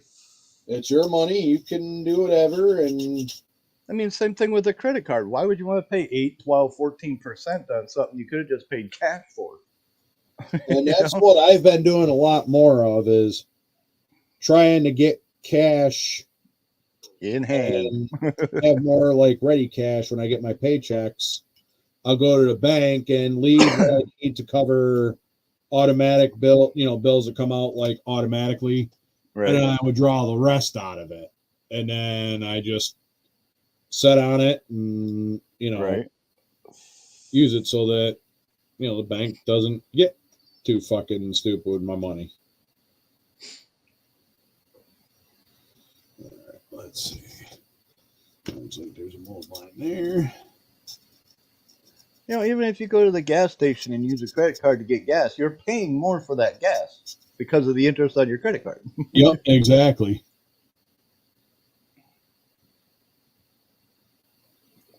Even if you pay it off within, 30, a couple of days or whatever before the interest comes back around, Yep. They're still going to get you. Well, fuck yeah, they will.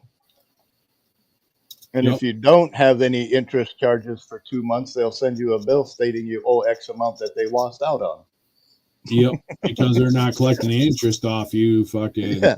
So they just send you a random bill and add it to your thing so that they can. Oh, these are your fees for not using your card. Yeah. I didn't use a card because I don't want. Oh, we're charging you a fee because we can't make money off you. Well, fuck you then. Right.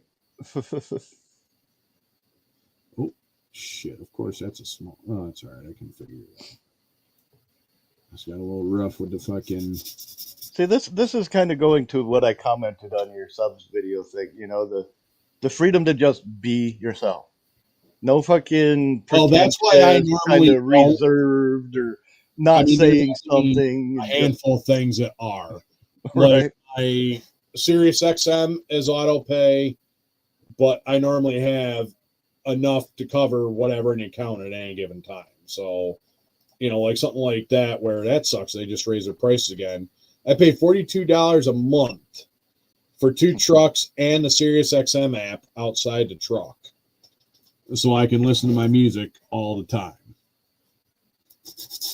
And they're charging me $42 a month, the communists.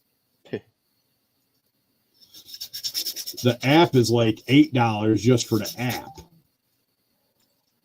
It's like, holy shit, man. Like, it's nuts. Right. But all right. Here's the 3 pictures of the freaking rims that I had, or the wheels. There we go. Well, right. You don't have to have money if you have checks. So many buttons to click, but these are the B&L tires that I had bought. Ooh, those are awesome. Yeah, these are the ones that are on that orange Blazer. These Yep. are the ones on the blue 51, 53. And those are tractor pulling tires. Yep. And they were $15, $15 and $12.99 or something like that. $13, something like that. Yeah, because I know JB and then there's the dirt bodies there, Jim Folkers. He's got them pulling tractor ones. I like those tracks. They're a little bit looser than the ones I got from I don't remember where these came from, but this was either way early in the 3D design series stuff. I mean, I don't even think. Yeah, don't tell me when this when I saved this picture, but I know it was fucking decades ago.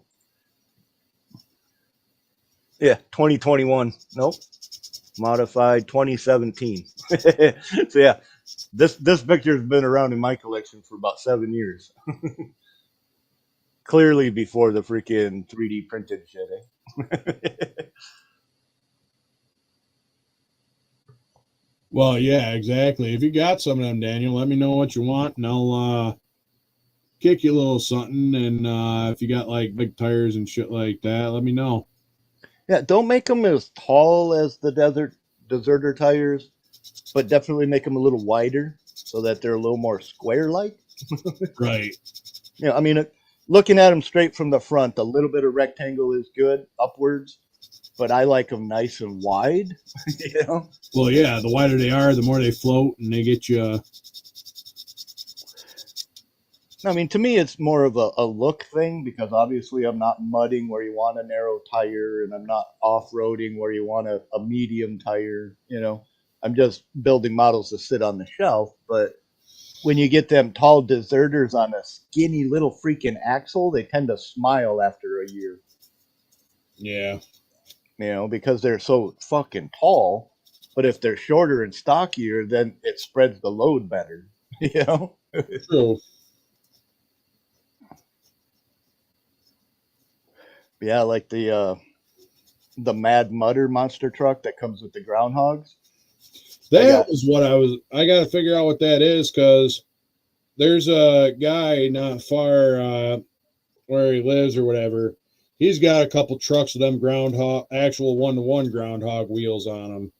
Pulled pork, that's the kit you're looking for. Or I've got one of them, so I might have to or the Big Country.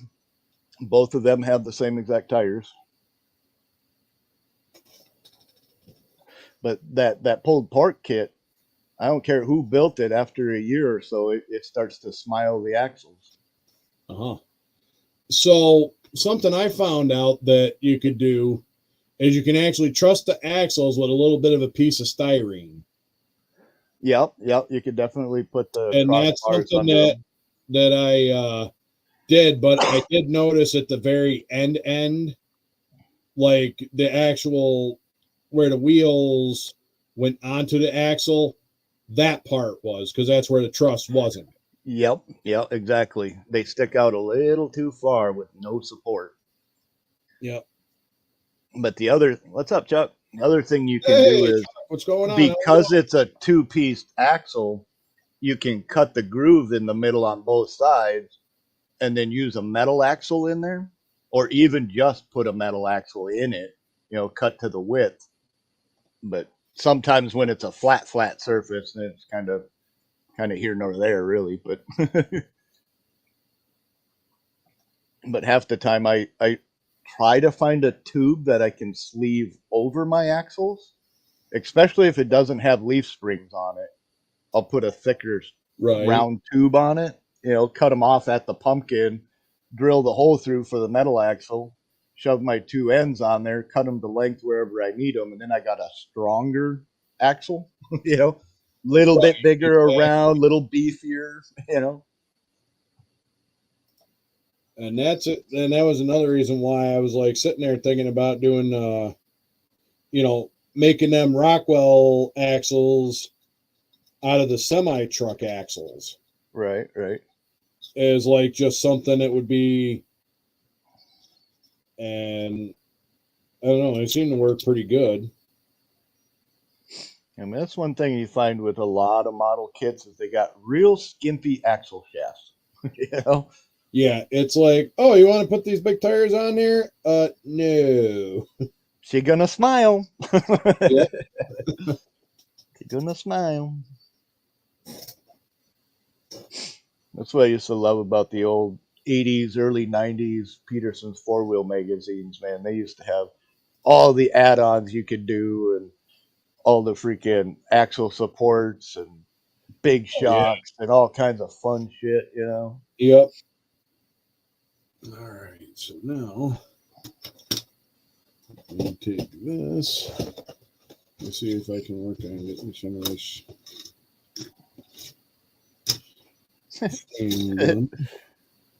Kevin thought that Boston fell in the turdlet. That's funny.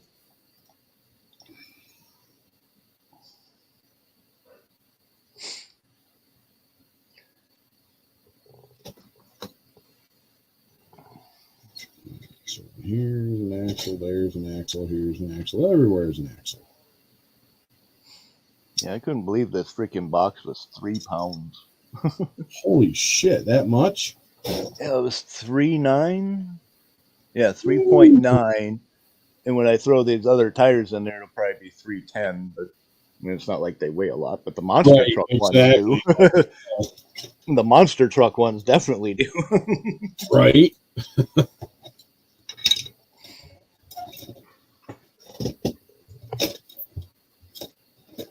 But yeah, you seen the picture of that big old suitcase, man. That thing's been full for a long time. Yeah, that's all right. Oh, come on, man, don't start that shit. Yeah, no, don't. It's been a little bit of a long day. Tomorrow's gonna be an early day too, so it's right. But I don't care. I'm just out here entertaining y'all because I enjoy it. You guys are also the reason why I do what I do on a Monday and Tuesday night. So, oh, hey, what's going on, Jason? How we doing? What's up, brother? Welcome. Shit. The last time I weighed 150 pounds, I think I was in the 3rd grade.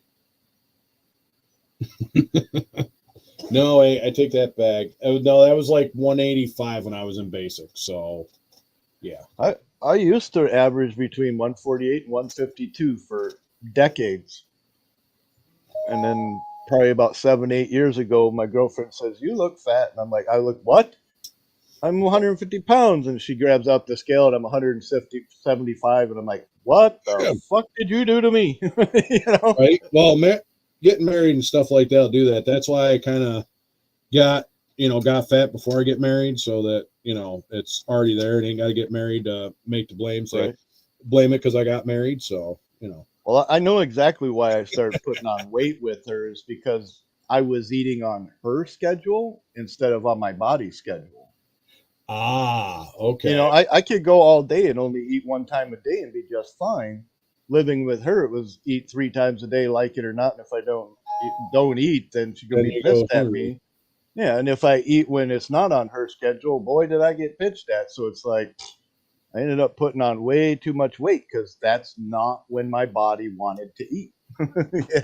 Yep. So it's like, yeah, I'm not hungry, but I'd have to shove food down my throat. My body's like, yeah, I'll deal with that later, and then never get around to it, and I got fat. That's what I do on a regular basis. Plus, also having jobs, which I'm not making excuses for having a job where I'm sitting on my ass on a regular, but you know, driving is one of them jobs where it's like you're sitting on your ass a lot. Right. I mean, I wouldn't mind a driving job as long as the seat is comfy. Well, that's a thing. Some of them seats and stuff like that can be a little different. Like the truck that I was driving, the fucking lumbar support's like dicked up, and it's like it's a pain right in the balls, and I hate fucking driving it. It's also a truck with the automatic in it too, which doesn't surprise me. That was the one that our token female used to drive. So years ago, I worked with a guy in Chicago, and we were doing garbage and laundry chute repairs and cleaning. And I live at the top of Wisconsin, and Chicago's like an 8-9 hour drive. Mm-hmm. And we'd go from here to just north of the middle of the state and pick up the work van, which is where their company was stationed out of. And in a van, the seats don't recline, they don't move back or forth, and they're stationary as fuck. So having to sit straight upright on a bouncy, rigid freaking one-ton van, no thanks, man. Yeah, no, that's rough because the other guy who drives, you know, like kind of like part-time, the veteran bus, the other guy, like he has to have the seat straight up. I cannot stand that shit. That shit. Yeah, I gotta have a little bit of lean back. You gotta have a weight off of my hip. But I'm also a lot taller than he is too. And you know how actual like the Ford Econoline vans are set up, but mine just got a big bus body on it. Right. So, you know, and it's like that is just like I gotta have the seat reclined back because I don't like sitting on the steering wheel. It just no. Yeah, even when I'm sitting at my desk, I have to be leaned back. And if I'm building something, then I sit forward, do a few pieces, then lean back for a while, relax my back, and then lean forward again. Yep. And by the end of the night, just going back and forth doing sit-ups in my chair fucking hurts. Mm-hmm. And it don't take long either.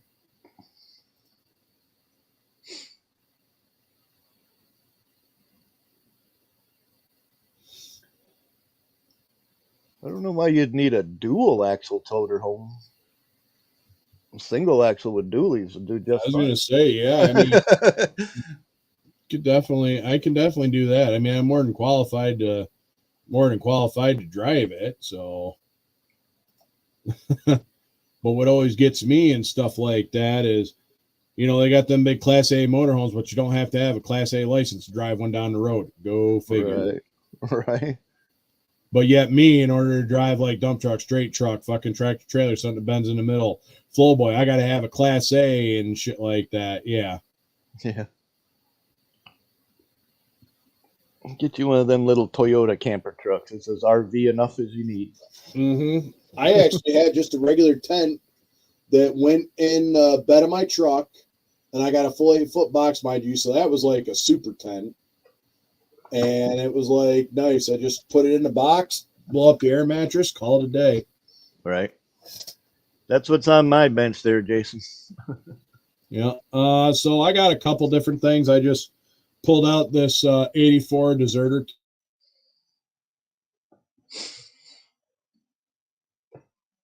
So I got to do a little bit. I was going to run a belt on that, but if you wanted to jump in and stuff like that, Jason, you can. I mean, it's, you know, I got the link. It should be posted up there.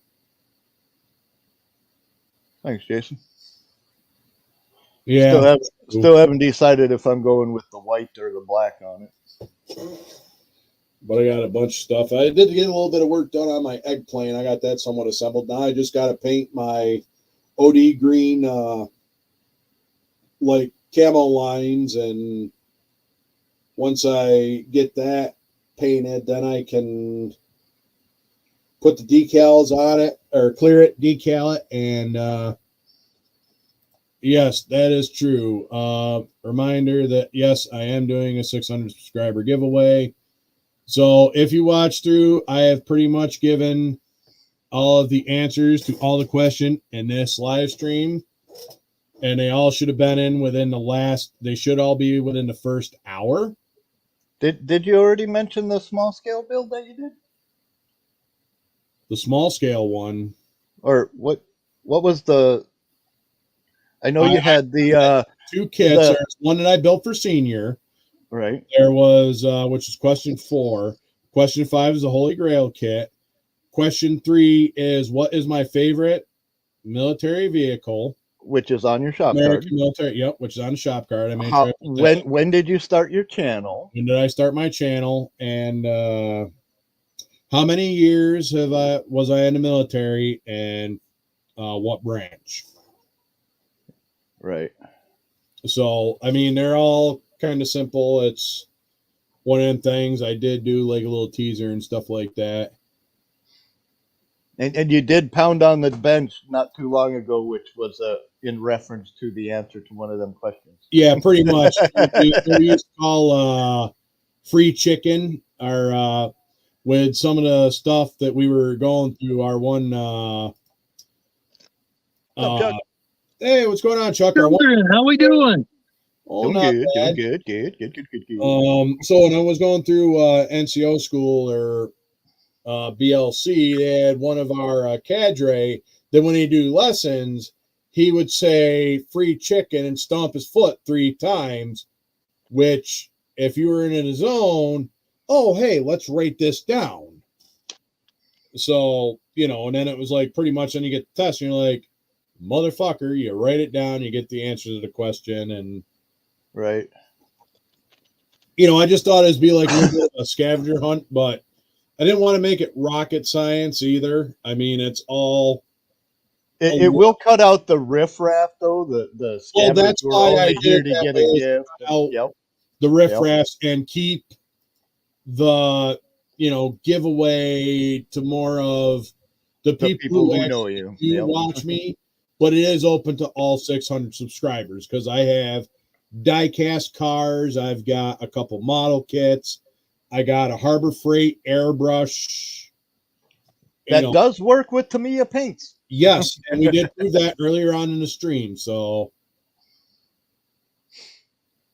but I get it, Jeff. But at the same time, all is welcome. But the reason why I did the 5 question was to kind of cut down on like the riffraffs and stuff like that, and then the non-subscribers who think, "Oh, chance at a gift." Yeah, exactly. And I mean, I've been long overdue for a giveaway for about the last at least 200 subs. Not gonna lie. I mean, and I just never got around to it. Life got in the way, and I've got like a whole pile of shit literally under my desk of shit that I've been meaning to give away at 300, 400, and 500 subscribers. So I'm just going to give it all away on the 600 subscriber. And then if and when I ever make it to 1,000, which I highly doubt, I have even been kicking myself, and I still may do it. I may try to jump over to either locals, which I see a lot of people, because I've also know YouTube is sketchy with all of their bullshit. No, I hear you, Jeff. I get it. I understand. It's just, so. And I just reposted Eric's link in the chat for people too. Yes, thank you. I appreciate that. So as if y'all weren't here earlier on in the stream, Eric over at Rascal's Hobby went through. He changed his channel name from Rascal Hobbies to Dakota Modeling. Dakota Models, yep. Dakota Models, and yeah. So most of y'all are subscribed to Rascal Hobbies. Go check out his new channel. He's got a lot of stuff, no videos posted, but it's content coming soon. Yep, pretty much. It's like new. Like I was sub number 1 when I clicked on the link. I was like, I know, and I ended up being number 2 when I clicked on it. So nice. Nice. But because so you missed that. Y'all missed that. Yeah. Hey, Chuck, did you go to that model car show that was up in? No. Okay. See, I was busy and stuff like that. So yeah, I was dealing with stuff with my father. Okay. No problem. No, I get it. I was just, and that would have been like kind of a cool one to actually kind of go to, but I was busy with everything else with the Run for the Fallen, and then Saturday, and then just like Sunday was, I don't know, Sunday was a weird day because I had to spend a lot of time with Gunther because Gunther was very needy when I got home Saturday. But I had also left at like, I left my house at 5:15 in the morning Friday, and I didn't get home until like almost 9 o'clock Friday night. You're out bar hopping. No, I wasn't out bar hopping. I wish. So anyway, it was just part of it was like I took my time coming back in the rain, and I had to go around Weedsport because I forgot they were doing their field days. So I just was out toward basically like Clinton and stuff like that, and coming back, I'm like, well, I could run 5M, but I'm like, well, let me run 31, and then it was like I got to Weedsport and I got all the roads. I'm like, the fuck. So went around Weedsport and stuff like that, and doesn't help. There's construction every friggin' where you go. God, it was nuts. So, yeah, exactly. And it's just, and then I was like, what the hell did I do Saturday? I did some veteran thing on Saturday, and then it was like there, and it was like, oh, Sunday was our CVMA meeting, and I had to be at the meeting early on Sunday, but it was nice. So I took Gunther out to Did they do the watch fire this year? Huh? Did they do the watch fire this year? Yes, they did. I didn't go to that this year. So there was some beef between VVA and the people who took it over. I actually had something else like going on. That's why I didn't. I didn't see nothing when it was coming up. You know, it was usually you see something. There's a lot of between the people who took it over and the VVA. And I'm not getting into details. There's actually like a big court thing going on and stuff like that. So, you know, and that's why I'm not going to say much, but all I know is there's basically the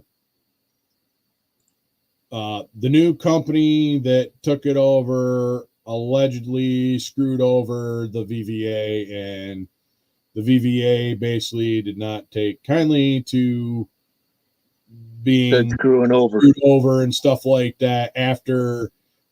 Yeah. And there was a lot more to it that, like I said, I'm not going to get into because the particular guy in charge, it wouldn't necessarily say is dirty, but there's shit going on within there that, like I said, because it is actually a legal court proceeding over it, I ain't gonna say much. Yeah. No, that's all right. I was just wondering because I was thinking about it. It's like, you know, I never even saw anything for the neither did I until like the last. Well, I take that back. We did know about it, but that was because one of our guys in our chapter is a member of the VVA and always fires off the cannon to start it. That's how we knew about it, but it was also put out a couple months earlier that there was also a big there was like a big issue with the new company that came in. What's going on, Jason? That came in over to watch fire. They kind of fucked over the VVA allegedly because, like I said, there's actually a big court case going on about it, but you know, I'm sure I heard something about it sooner or later. Oh yeah, definitely. So because it is active, that's why I can only say what I've said, and you know, don't say anything that's going to get yourself in trouble. Right, exactly. Right. Not saying I have insider information. I just my mouth tries to get me in trouble all the time. Right? Mine does all the time. Mine more than not. So anyway, but yeah, so that's kind of what was going on. But yeah, I didn't go to I actually had something else that came up and stuff like that. I mean, not that we weren't going to support it, but it was left up to the individual to go and support it if they wanted. But as far as a chapter, because of the bad blood, we weren't going to get involved. So that's because we don't want anything to, because when you're jumping around in shit, someone's going to get shit on them. Yeah. And when you're trying to stay clean, when you jump around the shit flies. Yeah, exactly. Shit flies, and and that's what we're trying to avoid by doing or minimize. Yes, minimize the. That's a good word for it. Because it's still gonna fly. It's just a matter of how far and how much. I mean, that's why we left it up to the individuals. But as far as a chapter, we were not, but support it. Great cause, but as a chapter, Yeah. I just want to note something here. What you got? It's the first time I've ever heard Cliffy being PC. Well, that's because there's an active investigation, and I don't want to draw a lot of heat onto certain. I know. He's trying not to get dragged into the shit. That's when the shit flies, you don't want to be dragged into it. That's right. This isn't Fuck You Monday. Fuck Your Feelings Monday. Right, exactly. This is Twisted Shit Tuesday. Twisted Shit Tuesday. Yeah. That's right. It's like Bob's name says, play nice, It's play nice. Yeah, no, I don't know how to do that too well. No, I normally don't either, but like I said, just due to the circumstances, our chat, I mean, we're like good stand with everything. It's just trying not to create issues with some shit that's going on. So, but I understand that. Oh yeah, yep, and it's totally just how that shit kind of goes. It's like, yeah. On the other hand, what you got on your bench? He's working on the deserter and a few other things. This deserter kit that I could build for Mr. Don Duffy at Don Home Services. So I'm building a whole, basically race hauler and stuff like that for him. No, he didn't wreck it, Jeff. And also, by the way, Jeff, I did catch some of the replay on your live Sunday. You had Fred there, Jess there, and everyone else. It was actually pretty good. I'll give you props of what you're trying to do. I like it. And that's why not that I couldn't have popped in on Sunday. I was busy dealing with Gunther. I took him out and about, and we went to Bass Pro and Track Supply. I still got to stop the new Country Max, which they put in Auburn, where the Aldi's used to be. But I knew Jeff was going to say that. I kind of had a feeling too, but it is. But anyway, so, and it was actually kind of nice to sit there, like, listen, and, I can still, there he is. Speak of the devil. Jeffy! What's up? I could read your mind, Jeff. I could read your mind. Cliff, if you could give me a moment here to address some things on that show. Okay. It's come to my attention. Some people are less than happy, thinking it's an open invitation for everybody to be on screen. Okay. There's going to be multiple people. At some point, I will get with Chuck and get him there on Sundays. Everybody has a lot to offer. Well, but one of the prerequisites to be on this, obviously, the language, the attitude. It's about we, not me. Well, of course. And this is a predominant one. People don't understand. You have to be on camera. Even if it's just your hands or you're doing something. But if your face is on camera, then the audience can relate to you more. It's a shame that people don't understand. When it's posted on my community tab, it's by invite only. I do that because I know these people will behave in a certain manner, more conducive to bringing a lot of young models are in. A&N Apprentice would be the first shot, the two brothers. This is about them.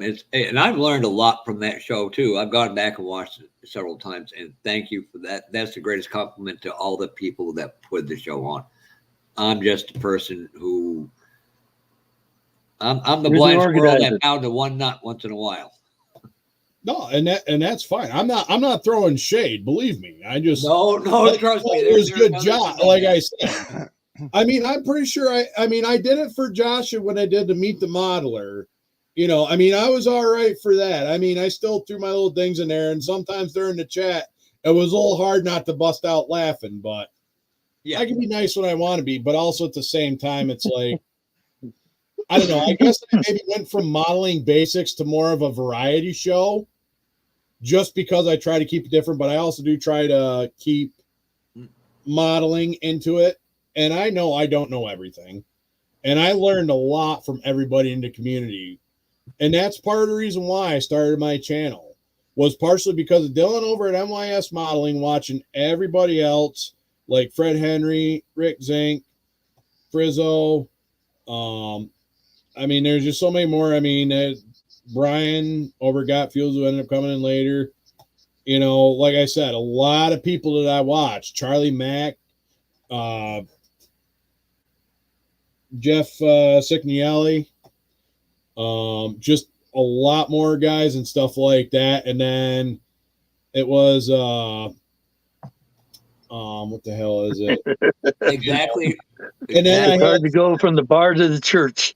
Yeah, and you know what the best part is? You have church in the bar. That's the best place to do it. And that's the thing. I don't want anybody to stop being themselves.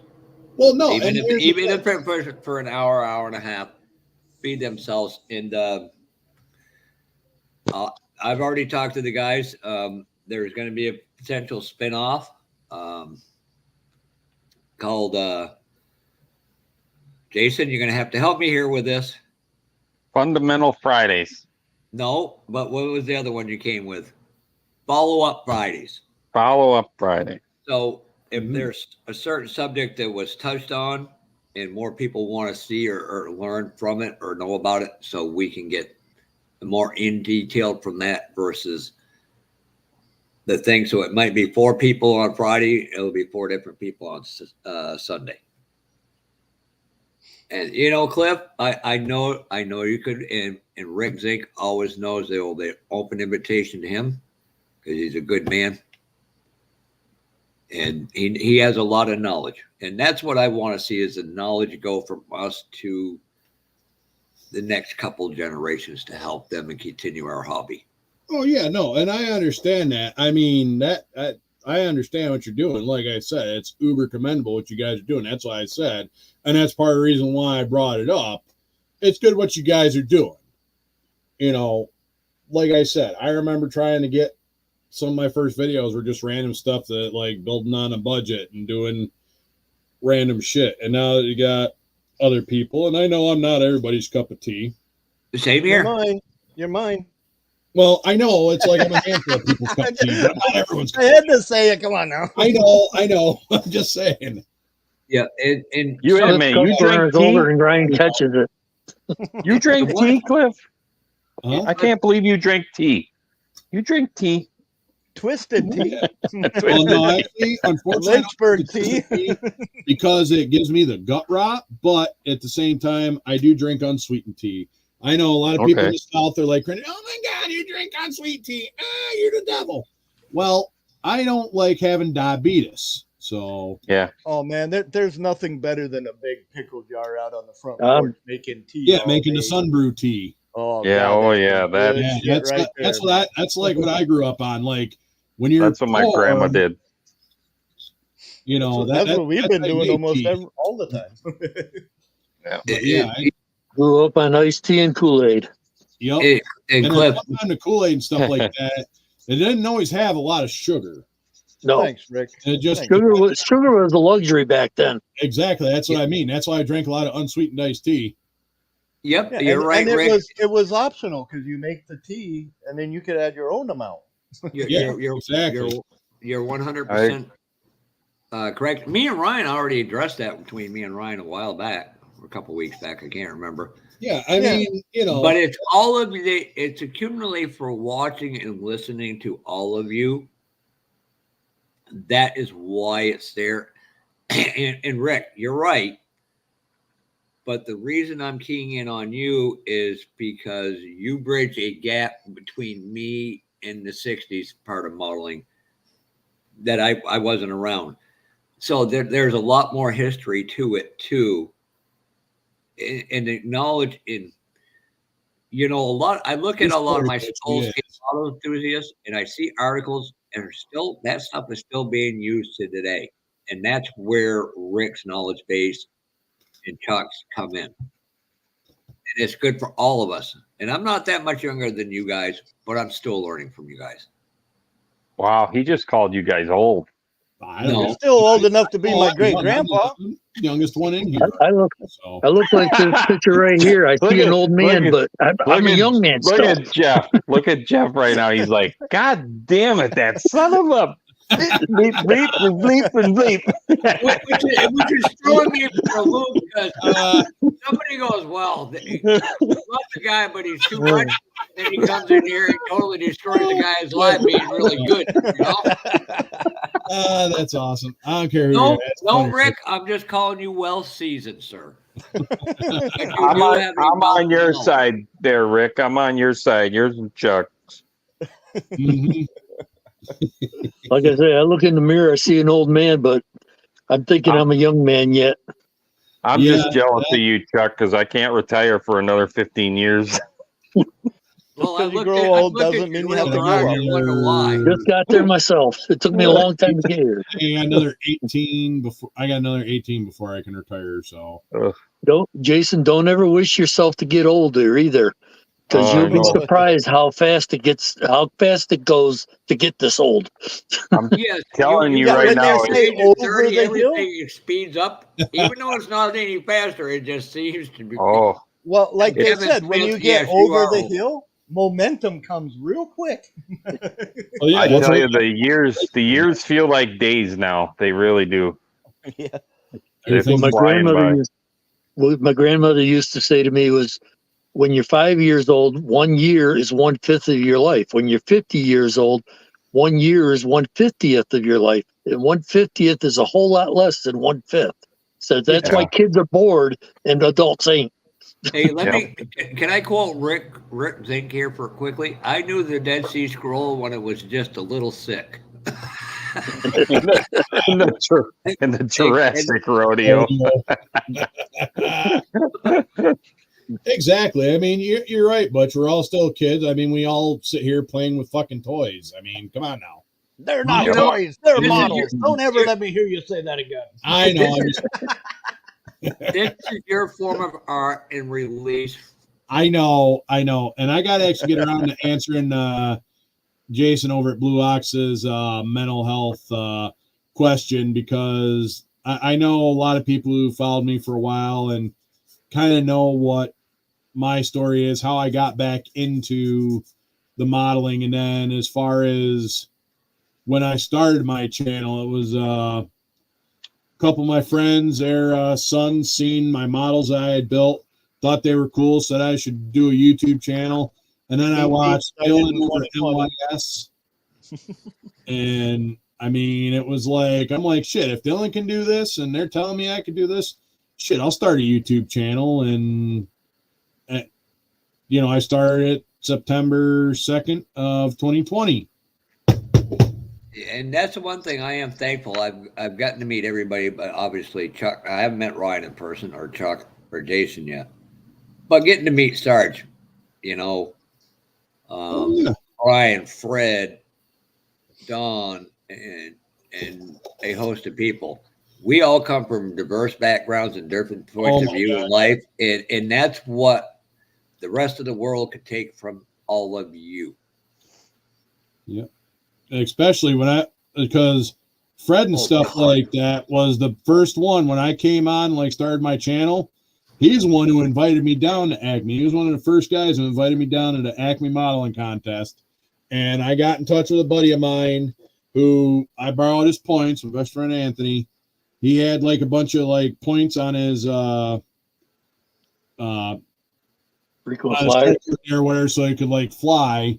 I used his miles. He was getting ready to go to Spain for a week. So the miles I used to go to Georgia, he ended up just getting back by going to Spain, because he got double miles for going to Spain that month.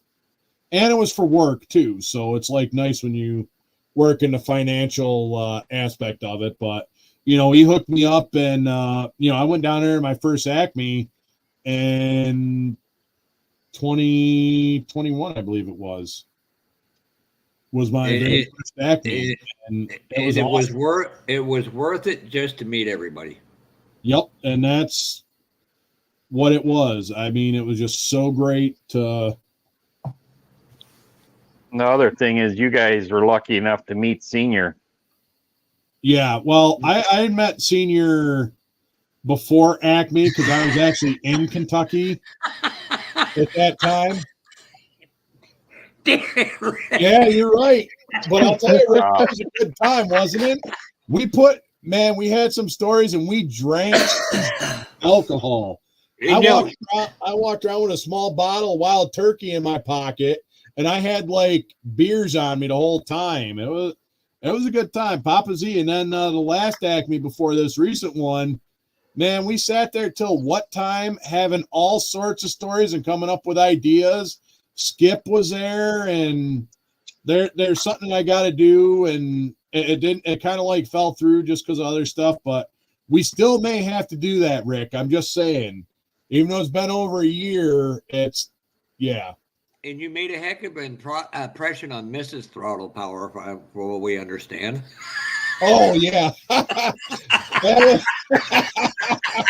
So I kind of forgot, but I mean, it was like weird because I was talking with the guys, but of course, the spouses were there, and they're hearing me telling some of these stories, and like stories in the Army, most of them are not made up. Like, I ain't bullshitting you. This is what happened. Like, and it's like just the stories of shit that I have seen and done. Like, and it was like weird just telling the stories. They're like, we can't believe. I'm like, I'm telling you, it's real. It's like you cannot make this shit up. Like I know Chuck, like being put out on guard duty and they only give you 3 bullets. Yeah, exactly. And then you're sitting there waiting for someone to charge, and you're like, okay, well, if I got more than 3 people, how much? You know, it's 6 They give you 3 bullets. They want 1 shot over their heads, a warning shot, and then you can shoot them. Yeah, exactly. You're like, what the hell? That just gives me 2, and I got like 5 people rushing me. Yeah, 10 years on YouTube. Wow, congrats, Rick. Oh, congratulations on that, Cat. Yes, it Wow. was. It was. Yeah, Than most modern marriages. One who I came on the scene. I haven't met Victor yet, but he's good. Dr. Cranky, he's the one, and him and Chopper Baldwin were another one who actually I built my first rusty, crusty build ever was because of them. That is true. A Flask was, but this year when I went through the checkout bag, I forgot I had a small bottle on me, and they confiscated it. Yeah, the TSAs, but someone behind me ended up having a larger bottle than I did. And I'm like sitting there, I'm like, oh shit, well, I guess TSA's having a party on us tonight. I had like, I think it was like half a bottle of like the medium Wild Turkey.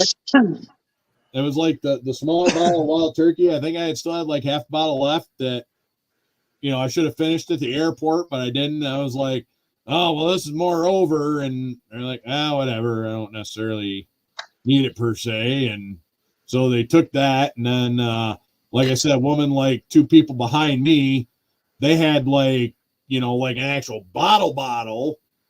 And that wasn't Wild Turkey. I think it had Fireball. And it was like, holy hell. Fireball on ice. Yeah. Speaking of Fireball, Ryan, did you see a set of tires you liked on there? Yep, Kevin, you're right. yeah, Jeff, I've definitely seen quite a few. No shit, buds. We'll get together sometime this week. When I get time, I'll sit down and we'll get you them, a set of them.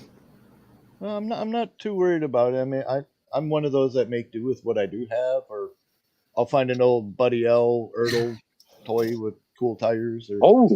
Brian, as much money as I've wasted doing stupid stuff, it's buying tires for me is towards the top of that list. It's an investment in the hobby. That's how I view everything. Well, except for Jason Klein, when that package comes from his wife and it's going to say value $800. What the hell did you spend $800 on? And she's got a sign for it. Oh, Jason, really? What's this, Jason? Just had somebody go by the house here. Had to be doing about 100 miles an hour by the sounds of it. She, Oh, when that box came from Mini Mike, she goes, "What the hell is in that?" And I'm like, "Models." She goes, "Are you serious?" I go, "Yes." But tell Was him it as the big other as a part of that. refrigerator holy box? shit! No Oh, kidding. it Yeah, was that was it was back. a big box.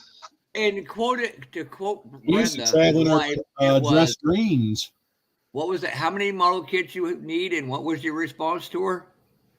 More. Oh yeah. She said, "Well, how many model kits do you need?" I said, "All of them." You can't have just one, but yeah, before Right. 9/11 stuff like that. I remember getting my seat upgraded, being like in my dress greens. First time I ever flew first class was before 9/11. I was in my dress greens and I got upgraded to first class. I'm like, fuck yeah. I need more models than women have fingernail polish. Because you can Well, use I nail mean- polish to paint the models. I Actually, told her, I said I could be, instead of being in the garage, I could be at the bar. And she says, "No, I'm fine with you in the garage." that's see? what my wife says. Says when you're upstairs working on the models, I know where you are. You're not in the bar. And that's the same thing I get from T. It's like, it's like glad that I have the hobbies that I do because she knows where the hell I am, and that's pretty much it. She knows where the hell I'm at. I mean, Compared Not to out where I really- used to be and what I used to do, I'm not doing a whole lot different than I did. There is one YouTuber I do want to meet. His name is Frank, and he's from Long Island, New York. That guy, I love what he's. To me, he's a combination of Senior and Rick Zigg's personalities combined, and it's just funny. And you talked about Josh Risedam's show, Cliff. How yeah. you were trying not to laugh. I had it in the bag until Fred said something about licking a paint. And right on cue, Rick goes, "Well, all them windows in the world, why are you starting on paint? You can still lick windows." I was like, that was it. I lost it. I was like, damn you. Uh-huh.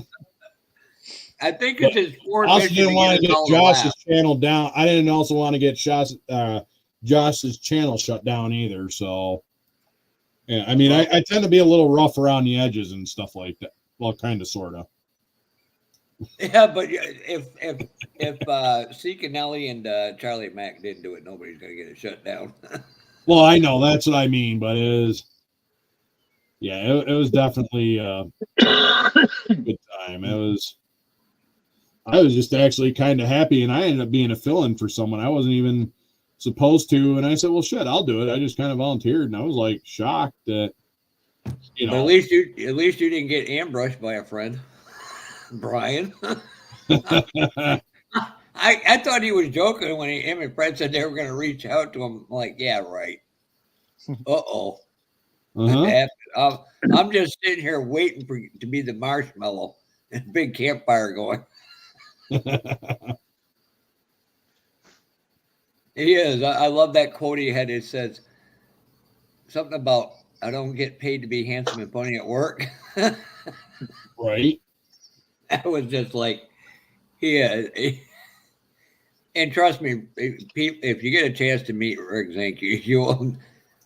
Unfortunately, I had to sit between him and Steve. Sport mode. So that was like a little bit of an inside joke at Acme. So I ended up actually getting an upgrade because I pre-booked and I did the mystery vehicle for the Avis rental car. I ended up getting a 2021 Chevy Silverado half-ton. Nice. Z71. I'm like, yep. So that's where the whole sport mode thing. I'm like, oh, what the hell does this not do? Sport mode? So we put it in there, and I'm just like, roasting the tires at stoplights, taking off. I got Rick Z. We're on our way to lunch, and I did something. I missed a turn. I had to like loop around, then had to find a parking spot in the parking lot. And oh my God, that was sport mode.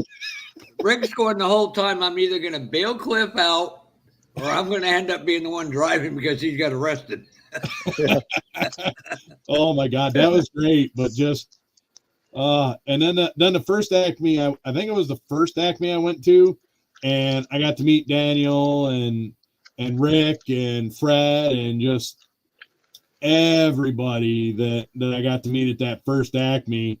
We all went to the Hobby Lobby, BG, and That Didn't Hobby go to Lobby will Andy's? never be the same. You didn't go to Andy's? No, we didn't go to Andy's. That's in Arizona. Yeah, well, I I would've heard loved- BG, and I know that's the only place he goes. No, but I know they- he showed up to Acme, and I got a fancy challenge coin and stuff like that. You know, we went with him. We're working there. He asked me opinions on like tanks, and you know, he told me a little bit about his brother and stuff like that. And I told him about the Abram, so we ended up picking out an Abram tank while we were there, and it was just like Acme is like so just awesome. Everything was great. That Southern hospitality, that first Host Hotel we stayed in, I'm not gonna lie, everybody was complaining about it, but I'm not gonna lie, I stayed in like sketchier places than that hotel was. Like my door, shit you not, like I could lock it, but if you jimmied the lock just right, the fucking door would pop open. Like it looked like somebody broke in at one point. They blew the whole entire door jamb out, and they only like half-ass fixed it. Yes, that's right. We got lost on the way back. No. You didn't get lost. You took the scenic route.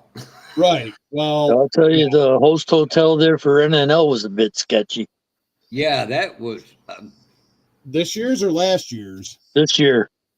Oh, it's what the same one. the La Quinta? Yeah. I stayed in what the hell was it? 'Cause I didn't get the one. I got the one up the road. It wasn't the La Quinta. This was the first time I stayed at the La Quinta, Oh, and it's pretty sketchy. well, most of Jersey is sketchy anyway. So, hey, what's going on, Lewis? How's Andrew doing? Louis. So, How's it going, Lewis? What's up, Lewis? yeah, it was like not, but it's like weird. But it's like weird because when you're in the military, you can pretty much like sleep anywhere. Like, oh my god, Oh, yeah. this place doesn't have this, blah blah blah. I'm like, I'm just happy this place has a fucking continental breakfast. You know, I'm just happy that it's enclosed, and you know, I don't give a shit. I lived in a steel container box for a year in Iraq. It was a highway all night when I stayed there. It was like, yeah, I'm looking for a little better, and there's a couple that are a little closer. But then it's the tip of that area. You got to figure out which corners which roads you can take, and not get that off road like a couple of us did a couple times. Yeah. So funny story. Last year when I left NNL last year, we were leaving to dinner. I ended up passing Frank on the highway because he missed one of the turns, and he was like coming up, and I'm like, shit, who the hell is this guy in the Dodge? And I'm like, I moved over in that right lane. It was raining like cow pissing on a flat rock. It was fucking raining hard. Anyway, and stuff like that. Yeah, that swanky neighborhood was pretty cool. You're right, Rick. We almost got arrested just for being there because that was where the swanky sluts were hanging out. So especially up there, they're them ones that got them like they got that like white privilege, the Karen that like, oh my god, my Starbucks is not right. Like those type, you know, they're like the skinny Atlasite of out here in this neck of the woods. They're like the same people from like skinny ass. Oh, I got more money. I know what to do with. Fuck you, you're a peon. Yeah. Okay. Whatever. Dude. That's a great thing they did there, Lewis. Yeah.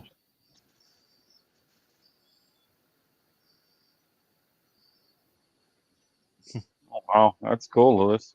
Nice. That's awesome, Lewis. Hell yeah. What we need to do next year, not this year because he's not going to be able to make it the year 2025. We all get together, stand behind Andrew with a big picture that says Lewis Andrew's gang. And apparently, my little joke on Facebook went over very well with some people when I said the He-Man's Woman Haters Club. You would be amazed at how many people did not know anything about that club. What, the Little Rascals? Bingo! Yeah. You're the only one that's got it. I'm just sitting here. It's like buddy in English. He was like, "What's this mean?" I had a guy at work come up to me and say, "Hey, what the hell's the He-Man Woman Haters Club that you're in?" I'm like, oh yeah, and I totally forgot you did that until The next morning when the engineer came over and said that to me, and I'm like, oh shit, I forgot I was tagged in that. Oh my God. That's like me with the BR549 Mhm. from Mahee Hall there, Junior Samples Auto Sale. Yeah. So funny story. They actually had that on one or two of the shop trailers up there at NTTS is like markered in because they just use them in the yard trailers because they wouldn't pass a DOT inspection by no means. So they just use them as like yard trailers just for doing thing there. But yeah, that was what they had on with just like Sharpie. They just wrote it out there on like the Mini Mike. license plate would be. What's up, He's Mikey? like half alfalfa. Cliff got that one right off. Yep. Ted's alfalfa. He's the only one with hair. Yeah, that's true. You weren't I'm spunky. Froggy. I'm Yeah. Froggy. I'd probably be Spanky. No, you'd be more like Petey, the dog you don't want to mess with. No offense, I'd probably Cliff. do that too. Yeah, either Petey. Mikey, what's up, buddy? I'll be I right got back. a nickel and I'm going to get me a pickle. Hey, Cliff, you'll like this, and I'm not trying to make light of anybody or anything, so I'll preface Oh, with you're that. good. My friend in England said at least it wasn't a she-man. I just about freaking died. I mean, I was like, I had to explain Karen what it meant. Her little name is literally her name is Karen. It's not the other version. Oh, okay. So it was actually good Karen, not bad Karen. Yeah, when I showed her, she got it.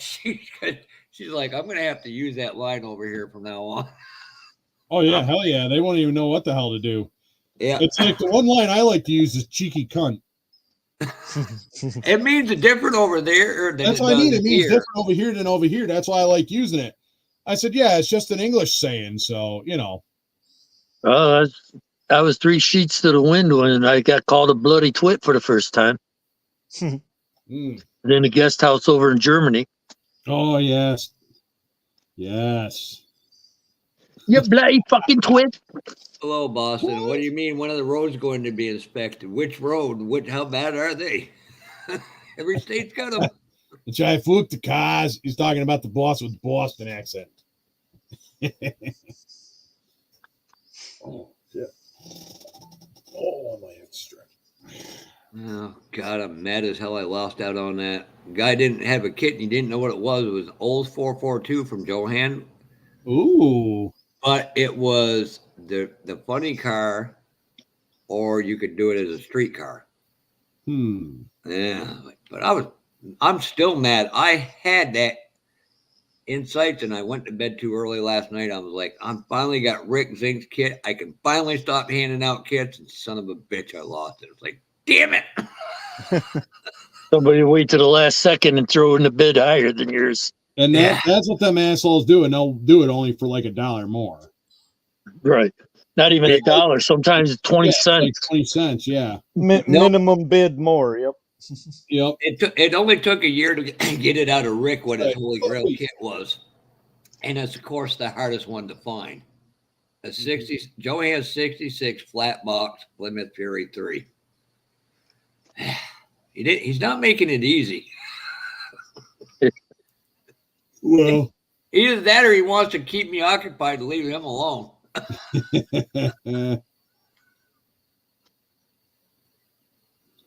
oh, shit. I don't know. After seeing it the other day, I wouldn't mind an elegant farmer kit.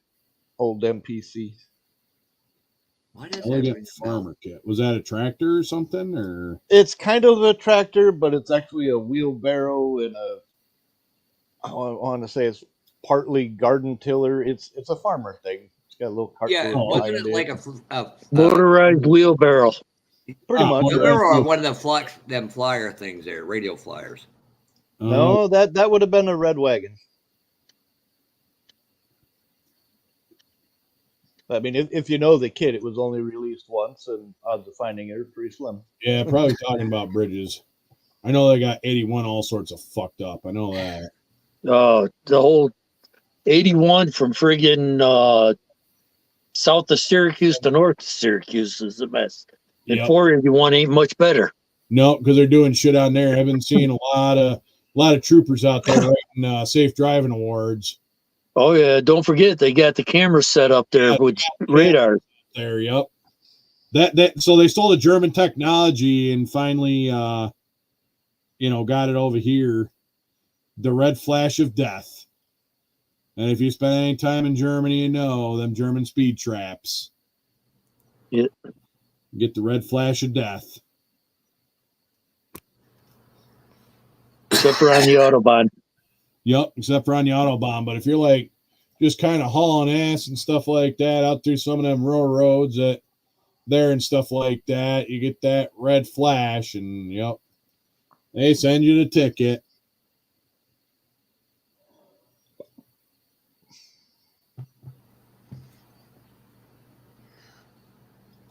Send you a ticket in the mail. A clip I put when you get a second, I put that up on screen. Oh, sorry, I got Corner's box actually. Here, let me. Oh, there we go.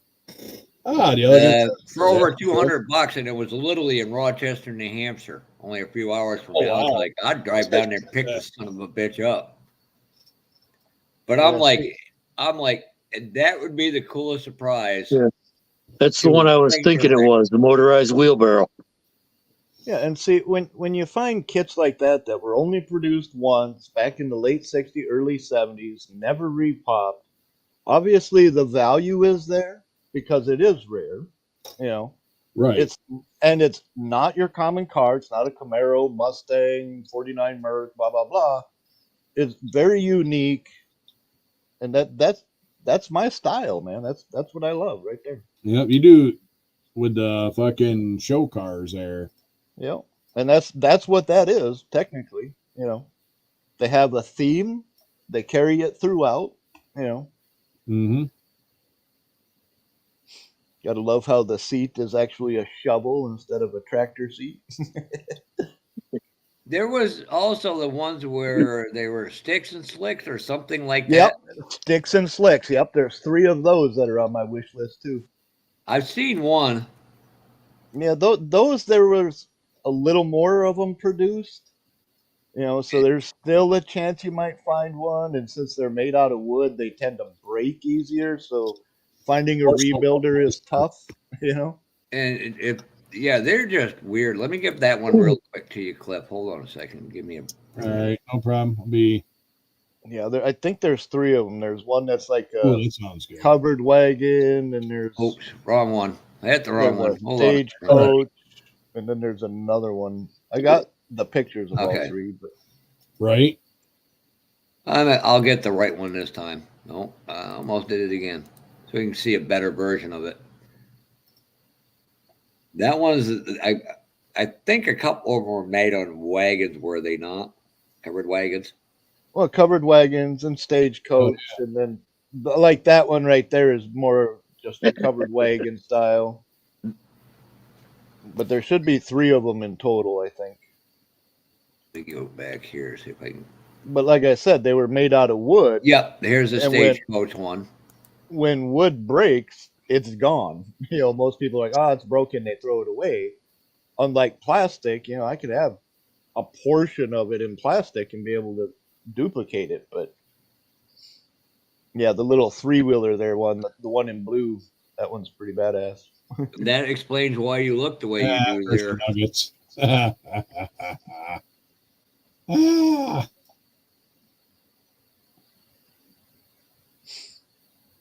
Hold it. What kind of hash did he make? Can we take a guess? He is a product of Vermont. I'm just saying. Well, it wasn't corned beef and hash. He's gonna hit it with the egg. No, it was messed up. I spent 2 years over in Germany. Nothing but hash over there to smoke. Yeah. Right? Did you ever do the snuff? Like it's like tobacco that you snort? No, I haven't tried that. I'll tell you, that is some weird shit. I had a guy when I was on my way back from Nuremberg. I was on my way back from Nuremberg, and it was like late, and it was like guy took this can of stuff out, and it was like tobacco, and he just put a little bit right there on his knuckle, and I'm like, what the hell did you just do? He's like, oh, it's tobacco, man. we call it snuff over here. And I'm like, snuff, I'm thinking like the shit you pack your lip in, you know, like chewing tobacco. He's like, no, man, you fucking snort this. Yeah, talk about fucking getting like a buzz, like if you ain't chewing forever, and then you go to put like a dip in and stuff like that, or a fat chaw. Yeah, you get that like buzz. Holy shit! Like straight nicotine right to the brain. Right Like there. I was like, But anyhow, for 2 years I had nothing but hash over there to smoke. So when I get back home and I went out to find some weed. You right? think I could find weed? All I could find was hash. And it was nothing like what was over in Germany either. No, it's different over there. Yeah, the It's first time way different. time I ever tried that, my brother brought some back, Lebanese blonde hash. Yeah, that wasn't the smartest thing I did at 17 years old. Over there, That night. over there, you get a little vial, and it's got little balls in it. You take one of them little balls out and stick it in the pipe, and you just barely touch the heat to it, and it's like you're gone. Yeah, it's nuts. Yeah, I'm not the innocent person I pretend to be. Well, no, I mean, I never claimed to be. Shit. Well, I was over there because at that time the Army is a lot different now than it was when Chuck was in. So now it's like you go to do that stuff and you're like getting like kicked out for it. Come on. 24 seconds. I was there when they first started doing the piss test, and I don't know how many times I got piss tested. They never caught me. That is, because that was like the big thing, especially after a long weekend. It was like everybody, I'm like, Jesus Christ, man. And then they would get to the point like every week Did you get it? randoms and roll a dice where if your social security number and stuff like Damn that. it. And Guy got me at the end. 1 second left, son of a. And I'll show you why I'm mad. Oh crap! I gotta stop hitting the wrong buttons. Don't worry, I haven't thrown myself out of the club yet. Was, and that's how I kind of explained it. And I'm like, I'm thinking it's like just stuff like that you pack in your lip, and nope, it was like Copenhagen snuff. That was. I didn't realize it was like you actually sniff it. Actually, that's a pretty good price for that. Yeah, oh, shit. And I missed it by $1. And it literally, look at that. It actually has both everything there. I'm like, son of a. That's all right. It happens. Somebody got a good score anyway. Yes. God damn it. Probably Chuck outbid me. He didn't have one. Oh, that's who's Jeff. My hands are right here. I ain't bidding on nothing. Wait a minute. Jeff, wasn't this the month you said you were not going to buy a kit? Yeah. That would have. I did. I don't got it. So, hold it. I did buy a model kit, but it's not coming to my house, so that doesn't classify. Yeah, Mike. look at Mike's comment, Jeff. Oh, that's fucking hilarious. Oh, shit. Now, if that's the truth, right? If that's the truth right there, that's fucking gold comedy right there. That's all right. Yeah, I got a kid he wants in the worst way. He's got to stop having. He's got PBR. He's got PBR money with champagne taste. Well, we'll know next week if he does a stash ad and says something about beating the guy out by $1. There'll be a different thing than thumbs up comments on that one. That'll be going. There'll be some thumbs down. Mac and Jeff Cicanelli on that one. You'll be reporting content. No. That motherfucker, he did beat me out by $1. I'm going to report him. Damn it. Oh. Good show, Mike. And good show. To answer your question on that one for $214.50 on the Plymouth Fury.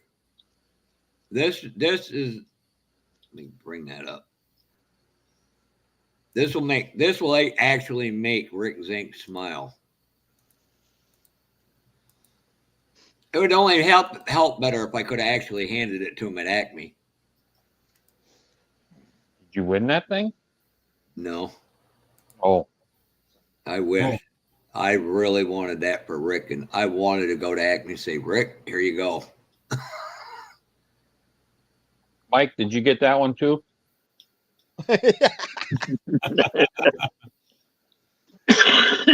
Hold on. We're going to play that game. Watch this one. Because the guy hasn't sent it out, Cliff. I might have to do something nice here.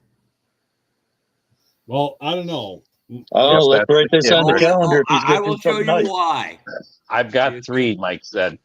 And Riggsy said that's a kit. So This. Oh, okay. Now now I'm at the right friggin' screen.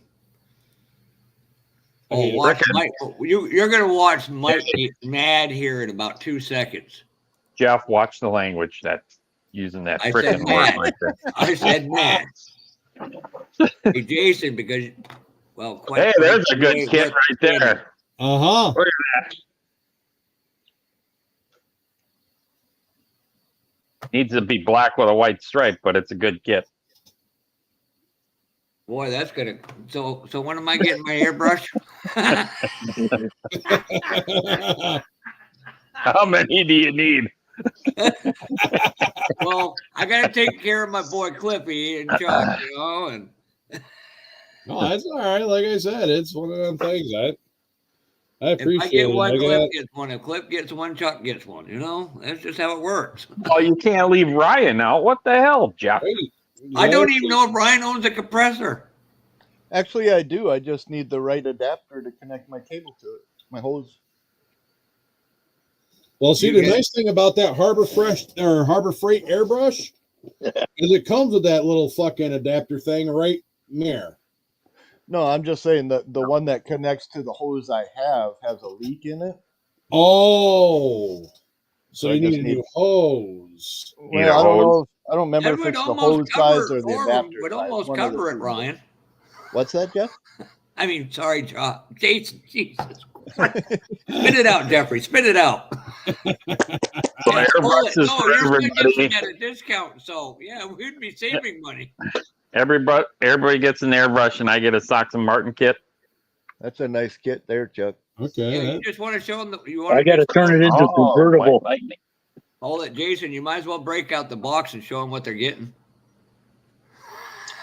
Oh, the Black Widow. That would be correct. You're welcome, guys. Bruh. That's all right. I almost went and bought a clip. You might want to put them on big screen for a second. All right. Yep. It's a pretty good gun. The Black Widow, is that? Oh, that's one Harbor Freight one, right? Yep. It's got a fan tip on it. No shit. Comes with 2. Comes with the fan tip for 0.5 and 0.3. Wow. Oh, shit. I'll have to check. How would it run? They're $69. $69? And Jason's got somebody. I got somebody on the inside. Hey, what's going on, Norman? How we doing? So now we know what the My trade son on. works there. Oh, Okay. That's so awesome. you might want to call him and tell him to bring them all home. I already told him to get the 3 that are there.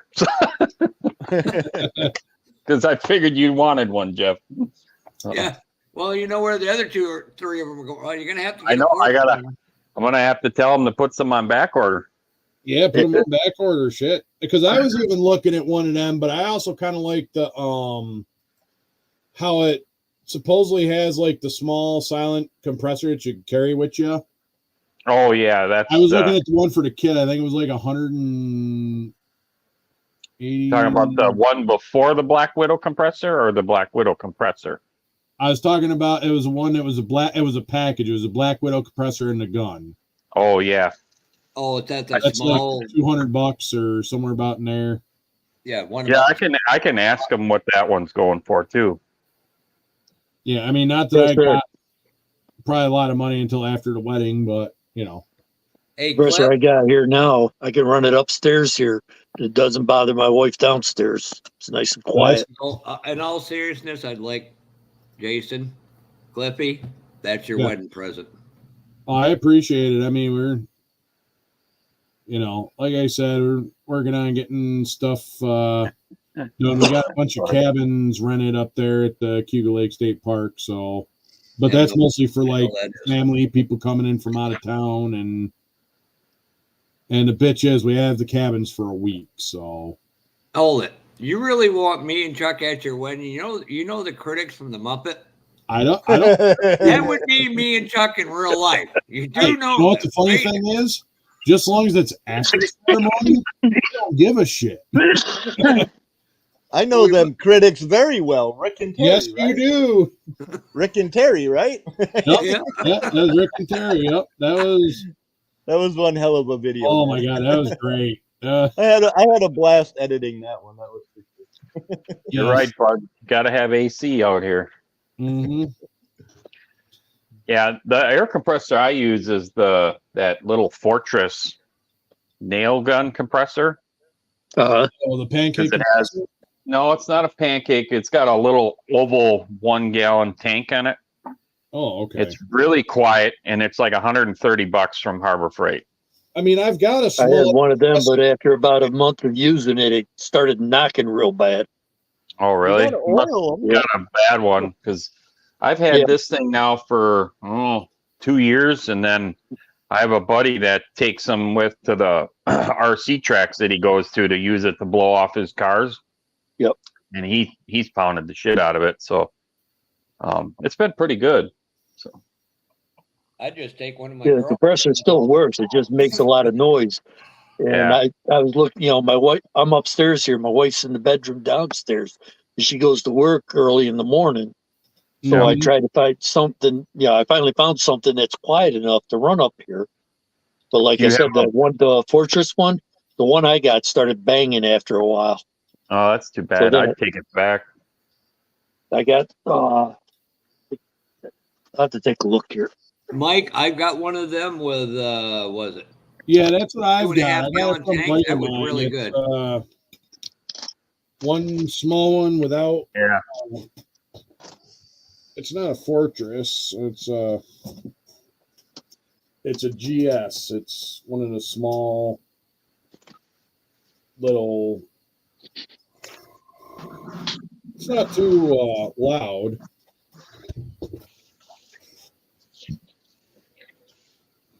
It's not too loud. Here, let me turn mine on. This is the one Mike's talking about. This is the one, the no-name one. See if you can hear it from over there. Oh, shit. That's a nice one. Yeah, that's the one that I got. Can you hear or that? The one that I had, rather. Hold on, let me. Yeah. Yeah, they're like $130. Barely. Yep, that's I'm trying to find it on spray gunners.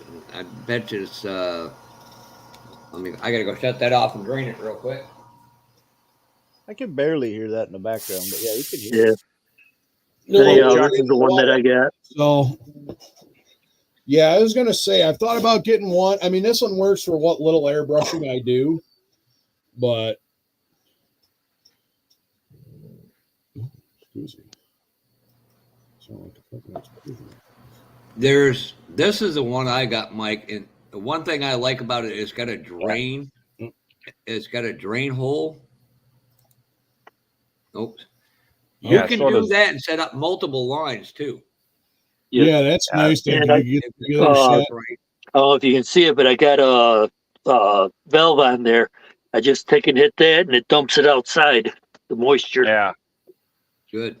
That's actually cool. Got a nice drain line on there. Oh, this has come down compared to when I bought it, so that's a good thing. I don't need any more airbrushes. All right, that's more money in my pocket. We're sounding good. Thanks, Chuck.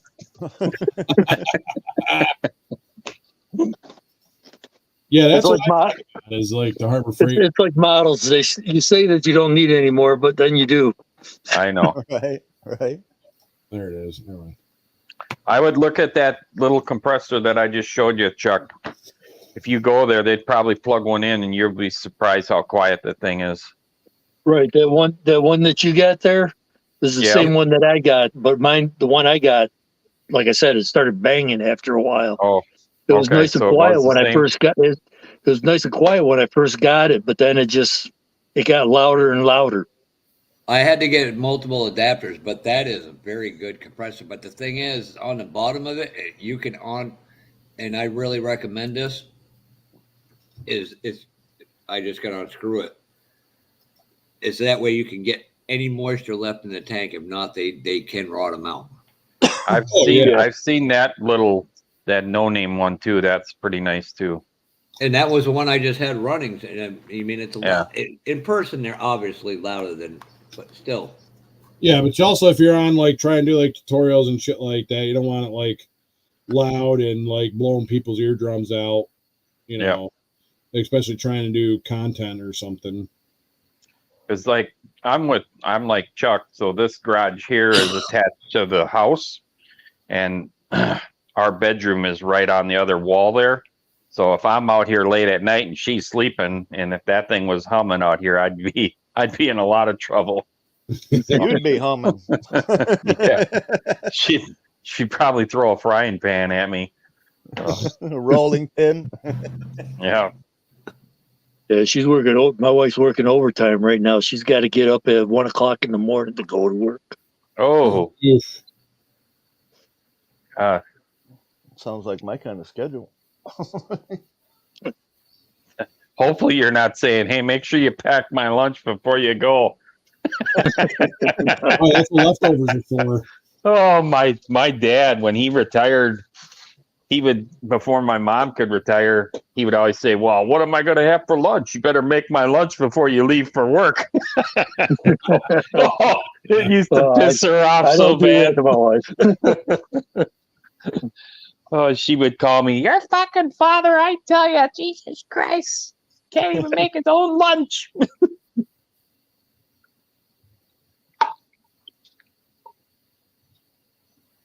Just because I can doesn't mean I have to. I got this on the back here. You can tell these two kits started out as the same thing. I think you got your camera backwards. Yeah, it is. So you got a convertible and a regular hardtop. Yeah, one's a Camaro convertible, and then the other's the Firebird hardtop. Ah, okay. And the guy that I'm doing this for wants the Firebird to be a convertible. Okay. But you look at the interiors, they're exactly the same.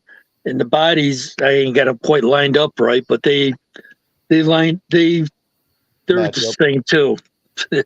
Nice. The only thing is the Firebird has got heavier detail on it. So it's probably, converted over from the Camaro kit, or the Firebird was committed to the Camaro one way or the other. And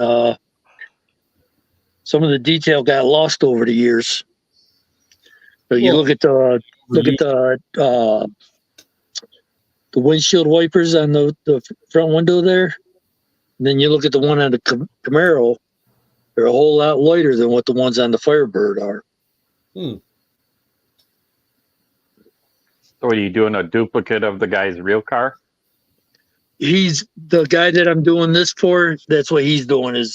He's doing a replica of the guy's actual car, but he didn't have the skills to take and do the body convertible. Mm-hmm. Oh, nice. Yeah. Hey, Mini Mike, that one you sent from Spray Gunner, does that have a tank on it? The reason I ask about that is because if you got a reserve tank, then your compressor doesn't do the pulsating thing like a lot of the small ones can do. That's always been a concern for me. So that's the main thing, is you want a tank. Yes.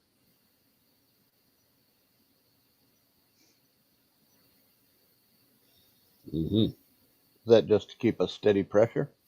Yes. Mm-hmm. And if you keep your volume consistent. Use one of them without the tank on it.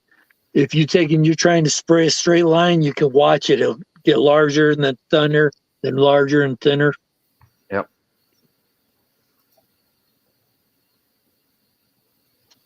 that. Rick, how close is this to your 66? Sorry, I don't mean to try to take over your channel. Yeah, you there. just wrecked this whole goddamn live, Jeff. I know. We had a good thing going, and you just threw it down the toilet. I'm not even like fucking, you know. Not even Jeff, really worried Jeff's about shaking it. his head. Jeff's shaking his head. God damn it.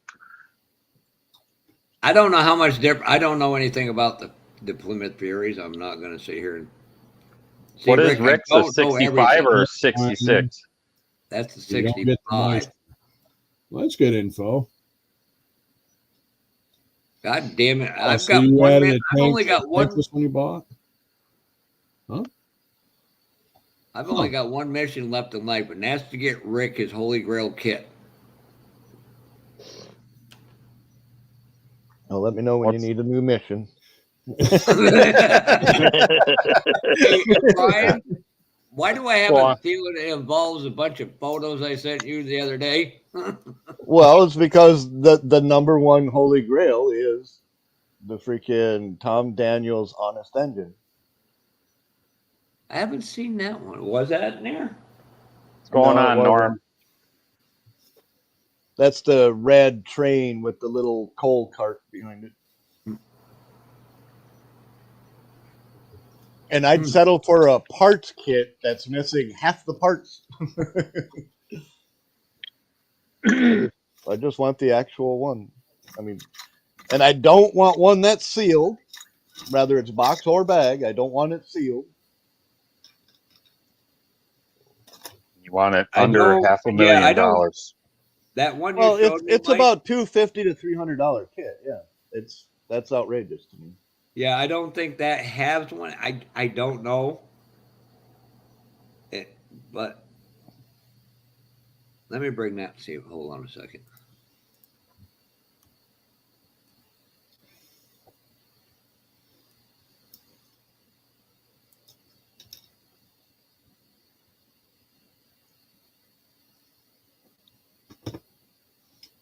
I got an okay regulator, but yeah, a good regulator does help.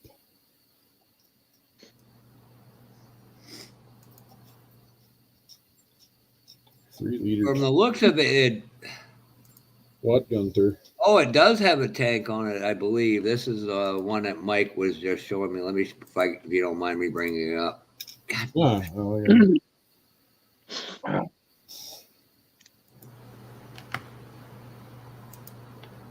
Oh, that looks like a tank on the inside of it to me. Yep, One got clip, that. one clip can bring that up on screen. Yeah. Well, I got a box kind of sitting here in the way. I'll just throw it up here on the other side so I can see the bottoms there. Hey, we just want to know when you're going to build a big scale Harley Davidson. I got to get and figure out when I want to do that, because that one I may build, and then what I'll do with it is I may put it up for like an auction. And That's very similar to the Iwata one. But that looks like a holding tank below it. Well, isn't that the same thing that you got, Jeff, or no?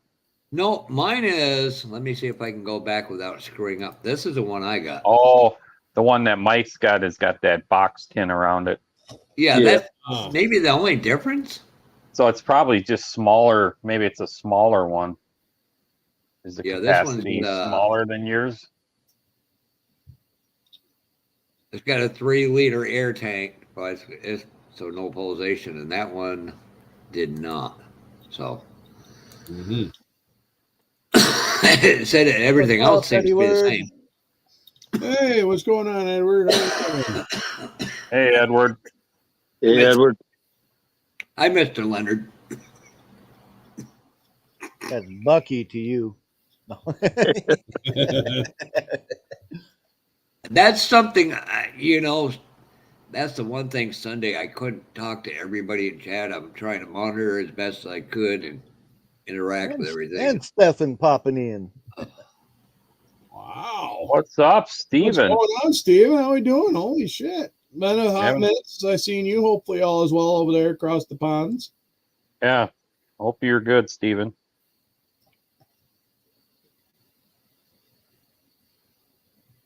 That means it must be about what, 5 a.m. over I there? was gonna say about 4 or 5 a.m. We're about there. I think they're 7, 8 hours, give or take. 7 hours ahead of us. Because I know I was 9 in Germany from here, so he's probably just waking up then. yeah, that's what I mean. And you're catching the early stream.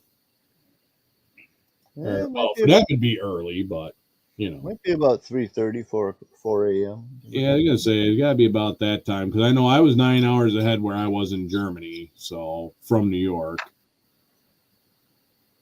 Man, if I could get head for 9 hours, that would hurt. Wow. Just pop the gas station boner pill, you'll be all right. Drink lots of water. Yeah, I know shit, right? Like that Cialis commercial there. If you have a hard on for more than 3 hours, go see a doctor. The hell with that. I'm going to find a hooker. What's that? Priapism, yeah. We can Doc, find you we got a one way, problem. I got 9 hours out of this baby. I'm riding this until it's gone. Yep. You got something a little stronger? Go for 12. You know, speaking of which, something I haven't seen in a long time is the Whole Lot of Rosie guy. Yeah, ride the wind. Oh, Gary. There you go. Oh, God. Yes, Gary, yes. Yeah, I hope he's all right. Haven't heard nothing from him. He still ain't got out from underneath the VW. I know he's probably camped out there. He's got his Jeff just about lost it. Just rolling on the floor. Did Jeff fall out of his chair? Over his camera. There's only two people that keep mentioning the VW. One just texted me from Alabama, and Ryan's the other. I'm like, damn, I should have never showed that joke. I know you should not have. Why not? That was great. I mean, I could have, I got some jokes that are kind of like edgy, and there's one or two more that I could have put in the bottom of the ticker tonight. That were really all in all, that picture is art, a art form, I guess. Right. I mean, it's and her midriff looked just like a VW hood. How are we doing, Steven? Yeah, I don't know if that was a drift or, well, maybe an avalanche or just something. trying to say it as politely as I can because I don't know that he had the allergens without going, oh my God. Oh. Don't go trying to church it up now, Jeff. I just thought that was hilarious. You almost spit that all over your camera, man. Yeah. Yes, I did. I'm like, son of a bitch, you almost cost me a second computer. Yeah.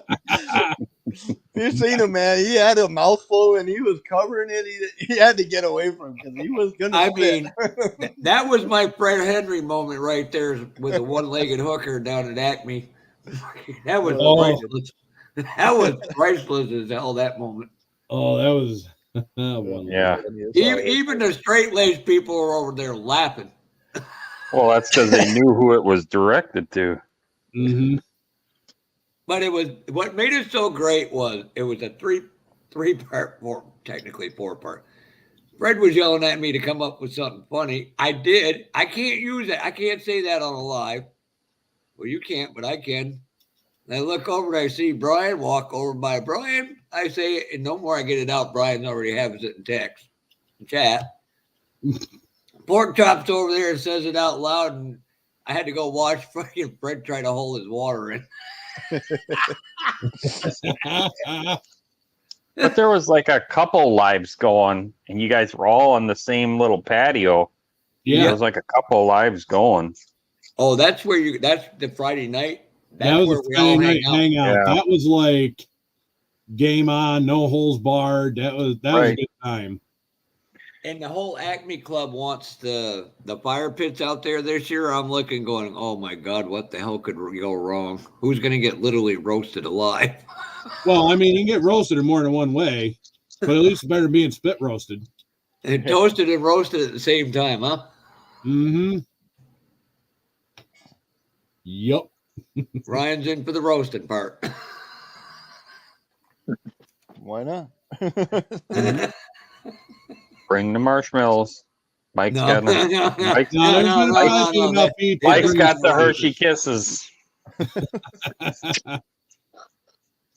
I guess that's better than Hershey squirts. Hey, That comes later. That's an aftermath. Well, at least you ain't got to worry about melting the chocolate. So, hey, Cliff, I could bring an AMC kit. We can have you sit up on the top of the building with a fishing line. Every time Mike gets to it, he has to jump over the fire to try to get to it. my luck, the fucking thing would actually hit the fire and go ablaze. Yeah. And then I'd be replacing a fire pit because all the plastic melts into their little gas-powered fire pit there. I like how Cliff was worried about the fire pit and not the AMC kit. Oh, God, that's even worse, Mike. How do you think they make X-Flex? Yep, recycled Hershey's chocolate kisses, exactly. So, funny story, speaking of s'mores and roasting shit. Take a Reese's peanut butter cup instead of a chocolate bar and put it in there. Game changer. Oh, I bet. Never thought about that. Yeah, it sounds pretty good. I like Reese's cups. Hey, Mhm. Same here. Hey, Cliff, instead of that, let's hang up a carrot cake. Well, that would require a trip to the Marietta Diner. Yeah, just kind of torment. But Fred also with- at the same time, I also know Fred, because if I'm up there on the roof, he's going to pull out his pistol and get me off the roof. Yeah. You got to remember, I know Fred, and that's how he would do it. You know, if you're smart, you just get a skateboard and you put a T-pole on it and you hang it on the end, and then you fasten a little cord to the back of their belt loop, and then wherever they walk trying to get the kit, they're driving you around. That or we put the carrot cake on an RC car. Yeah. Oh, yeah, that's true. Hey, Mike, we're gonna see how many times you can jump over the fire pit for an AMC. Well, as long as I don't run out of breath, I'm all right. I can still jump pretty good.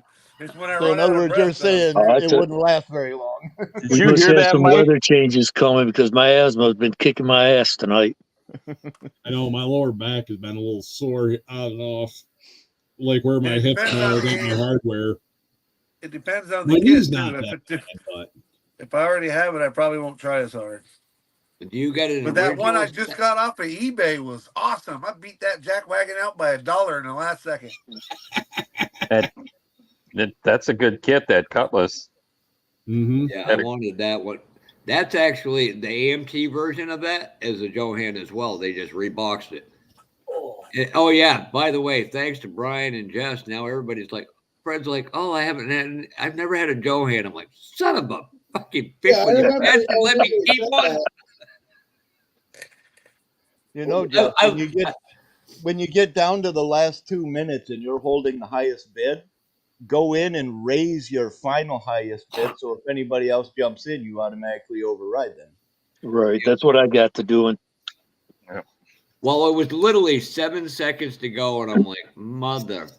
Right. Well, but you. And just The as I was problem. raising my bid, it ended. I'm like, But the problem that's is, what you said right here on the live, you said 24 seconds to go. Mini Mike went and fucking boom. Blew it right up. don't worry, he won't make it out of Acme. I can run faster scared than you can mad.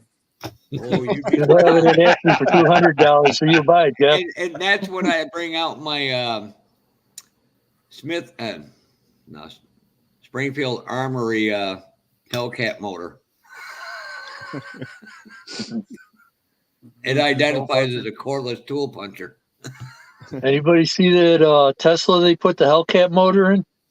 no. Yeah, the green one. Yeah. Yeah. They put a Hellcat or a Hellcat in a Tesla. Yeah. Interesting.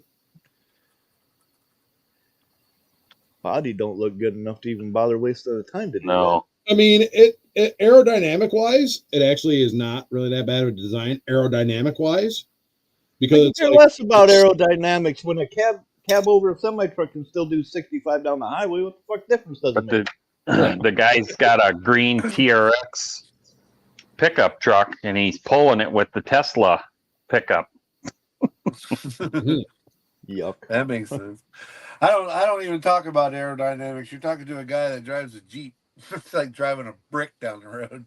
Yeah. and it can True. still do They 65. So literally what found good out is aerodynamic? a cow is more aerodynamic than a Jeep. I mean, when aerodynamics goes into your home stereo boombox, it's like, what the fuck? It's not even going to touch the wind. I mean, they took aerodynamics way too far for nothing. Well, I'm sure Jason can attest to this. Aerodynamics count when you're racing a 1/10 scale RC car. Well, Oh, even yeah. on the quarter mile, yeah, I can understand that kind of thing. But when you're driving on the highway, it means nothing. Now, has anybody It seen does this? when I'm drafting behind a semi truck, man. I get sucked right in Oh there. yeah. Mhm, My getting that gas voltage gauge goes the other way. But Has see, any- even if in that case, if you're drafting a semi truck, it wouldn't matter if you were in a cab over truck yourself. You're still I going know, to draft. but I'm saving money. I'm saving the world. It's green, green mhm. environment. Now, have It's any of teal. you guys heard of Keith Crusher, customizer? This guy has got this. When Cliff can bring it up. All right, give me 2 seconds. I'm putting a. Yeah, not a problem, Cliff. This is your live, not mine, brother. Oh, I don't care. I mean, I'm just kind of here. I'll probably be calling it here in a little bit. I gotta get up early tomorrow. Same here. 68. 68 Camaro. Huh. Looks like a prototype. Yeah, looks like some sort of a mixture of a Shelby tail That's on the it one. too. That's Yeah. the one. Yes, that is the one that I was telling you guys about.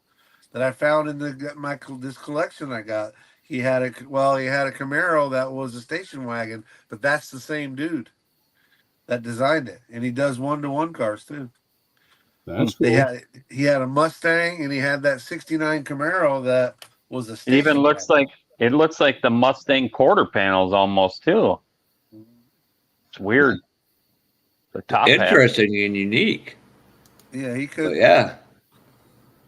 I had 2 of those kits in my hand, but we couldn't figure out what they were worth, so I had to give them back to the owner. $4.99.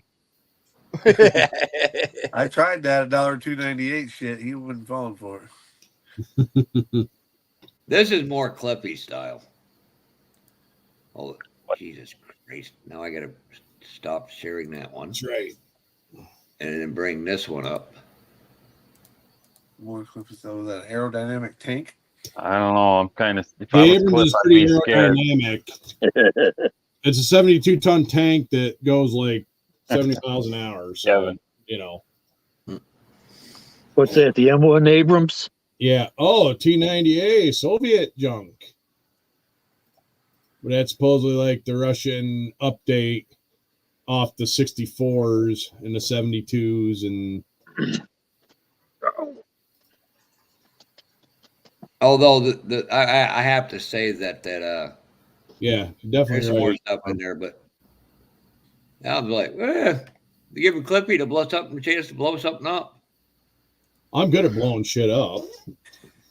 Yeah, just ask the toilet. That too. He's not wrong. He's not wrong. He knows how to drop a brown bomb. Yes, sir. So basically, you're saying the night before Acme so we get a better chance at kits is to load Cliff up on Taco Bell after we get him drunk. Yes. If you're smart, you plan ahead. And you send him to the vendor area first. I will go through now. We all come in with like Top Fuel gas masks on. The hell with Cliff, we're gonna send Jess through. Yeah. It was funny when I was talking to Jess the other day about the video she did of the kid I sent her. And she did this little thing like this, and I said, "Son of a bitch, my niece pulled that on me in one. Damn, I should have seen that coming." If we really want to get some window of time of shopping, we can just get some tassels and send Clippy through with tassels and give him a kit. Oh, there you go, Cliff. I've got my propellers. And then I just got give him to a kit. actually sewing them on the shirt though. Well, So, me and Cliff Cliff. have already talked about it. We're both showing up in our coveralls with our pasties on and no shirts and headlamps. Oh no. No. Cliff is showing up in chaps, assless chaps. No, that's the day. That's my a second different day. bed. I'm I not covered. showing up I that covered day the. with No, he's gonna have remote control propeller pasties. Oh, Cliff ain't going half-ass. He's going full ass. like this. Oh, Cliff's gonna send that bitch Box full up. mode. That's a cool kit, Chuck. Hey, Cliff, Yeah. bring this up on big if you would, please. Yep. Give me 2 seconds. This is your anniversary gift for your pending doom. What did you hear, Daddy? Up to think you were going out? I know. And to Kevin Smith, Terry too is doing good. Terry has a Oh lady. hell yeah, M1 Abrams. Yep, this is the heavy armor one. And this is the step. Ooh. Oh, Okay. cool. Hell yeah. Dragon, is that a decent brand? Yeah. Yep. They got good fit and finish.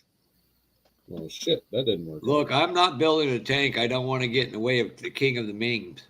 Oh wow, look at the You track. got aftermarket tracks too. That, or you can do all individual piece tracks. I'd rather probably do the single piece tracks. Yeah.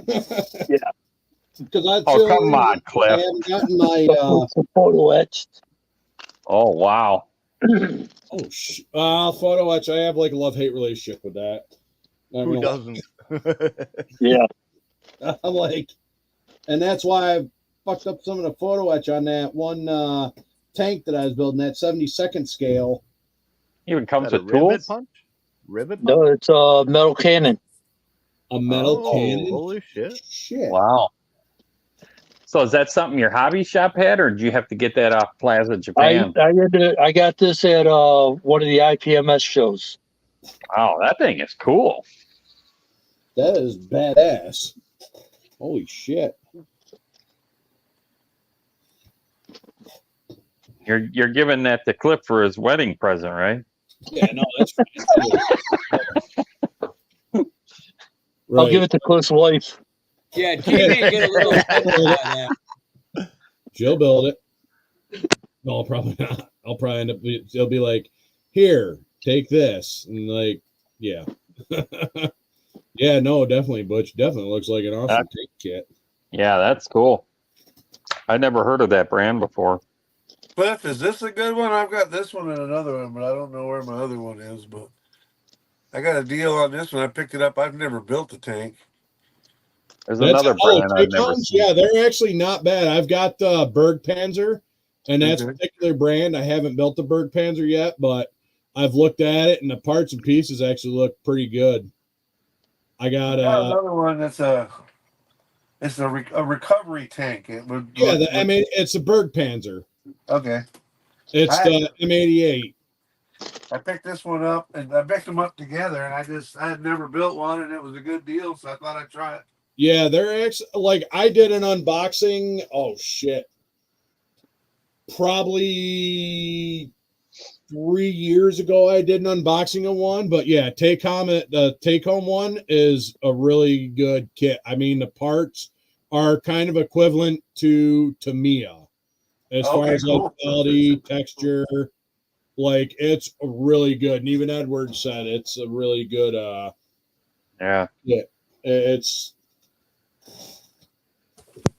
Cliff, next time Jeff gets up and walks back to his kitchen or bathroom back there, you should play that hot mic moment.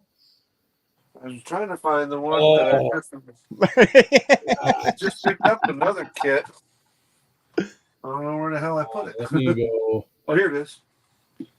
Let me go back. Go back to your kitchen there, Jeff. Turn on your microwave. You're on mute, or unmute yourself. Oh, Galaxy kit. Galaxy kit. Yeah, I just picked this one up the other day. That's cool. That's a cool kit. Oh, hell yeah. They got 3 or 4 different versions of that kit. Yeah, this one is the coupe, 46, 47, and 48 all at the same time. Yep. Just depends what grill you put in it. Yeah. I figure the sedan delivery will look good next to the Hudson. They're both about the same, genre. There you go. Same vintage. Yeah. Yeah, same vintage. Galaxy Limited, not just Galaxy. What you do with that, Mike? You make that the tow rig for the Hudson. Yeah, that would be cool, wouldn't it? That would be Yep. cool. Mm-hmm. Reverse the colors on it. Do that one in that lighter green that I did the interior, and then have the dark green highlights. Yep. And then Pretty do the older trailer out of like Yeah. that hauler kit with the 53 Ford in it Mm-hmm. with the Yeah, I know bubble what you're talking- fenders. Yep. Yeah, that's what you're talking about. I got my motor in from Ice Man. Y'all take a look at the size of that block. It's 1/20th scale for that street machine that I'm building Holy for shit. the Oh, that fucking thing huge. That's the For that Pro That's Line heavy AMC. turbo. holy shit. But it's a big Hey one. Ryan, Yeah. $28.95 and $4 shipping for a Tom Daniels original iced tea. Well, for an iced tea, I got 3 of them. Yeah, there's only so many of the Tom Daniels I don't have yet. Well, I didn't think I was going to be doing any show car builds, but even Joel called me out the other day a while ago. I said I don't normally do show car builds. He's like between the iced tea or between the uncertainty and that boot hill you're Hill building, you're Express. about to be doing some show cars.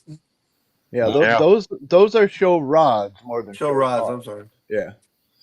My bad terminology. See, that's how dumb I am. I don't even know what they're called. Yeah, a show car, you could do anything like 49 Merc, Slam, Lead Sled, Hot Rod, But when it comes to show rods, that's a little different story. They usually have a theme. Well, just a bit of a sneak peek, but this is where the boot hill's at right now. I got the coilovers on it. Got it mostly painted up, no clear coat. Everything's getting there, piece by piece. The motor's going to go in next, but I got to top it off. But still got to figure out how weather it to up do a your little bit. wood You can see the floors? curtains look kind of fresh, so we're going to weather it up a little bit. But the coilovers on it came out really cool. That is cool. How'd you end Thank up you, Jay. doing your wooden floor inside? Well, I did it. So far, it's just in my scale finishes, flat or matte black or whatever they want to call it. It's satin black or whatever they call it. And what I'm going to do with it next is put some of the Tamiya brush on, like get some red in there, maybe just a little bit of yellow and just a hint of silver around where the it's got those old diamond plate looking washers with the bolt through it. Yep. So maybe just a little hint of silver around them. That's something that's a skill that I need to work on. I'm not very good at is weathering. So I'm going to try to give it some color and break it up a little bit. That pagan gold that's on here, the camera doesn't do it justice, but that pagan gold is pretty Pagan gold is sharp. real nice. House of Color. Yeah, House of Colors pagan gold. Yeah. All right, And I had a black base because I We wanted it to be appreciate you. really, really sinister looking. So. Night, If Rick. that, Night, Rick. can you imagine if Cliff got his hand on a Johan kit? That's what it would be. You're not wrong. I mean, it would be something along the lines of that. But I don't know. I'm like a little nervous about Johan kits just because I hear they're like so old, and I don't want to like just, you know what I mean, like destroy them and shit like that. And you know what I mean, just because they have that old rarity to them, and my skills ain't good enough to not fuck them up. So from Covington, Georgia, somebody paid $50. I'm like, it didn't sell, Cliff. I might have to save that link for you. That didn't sell? $59. No. Wow. What, did he have a higher reserve than that? Or what? I don't know. Just nobody bid on it. From Zero bids. Yeah, 0 bids. Because it looks like that one that was already built. Well, yeah, I can tell you why nobody bid on it. It looks stupid. Hey, oh, here. Yeah. It looks stupid. Mike, I like you, but Cliff's thighs is about as big around as you. Oh, that's Well, all right. Well, Cliff would put bigger tires on it anyway. It's a Johan kit. I mean, it's like that's why I wouldn't fuck with it. But I mean, you know, everyone's got their own flavor. Yeah, Cliff would have made it look cool. That guy just looked like he boogered it up. How do you know we got our own flavor? Quit licking. Well, I mean, you know, you gotta figure shit out. You know, and just for that, I'm gonna play a minute clip that Oh Lord, I can only imagine what this is going to lead to. Just stand up and walk away, Jeff. You'll be all right. Bounce, bow, wow. Boom, chicka, boom, chicka, boom. You all got a serious problem. Wreckfest. I love my brother Jimmy, but forgot to mute the mic.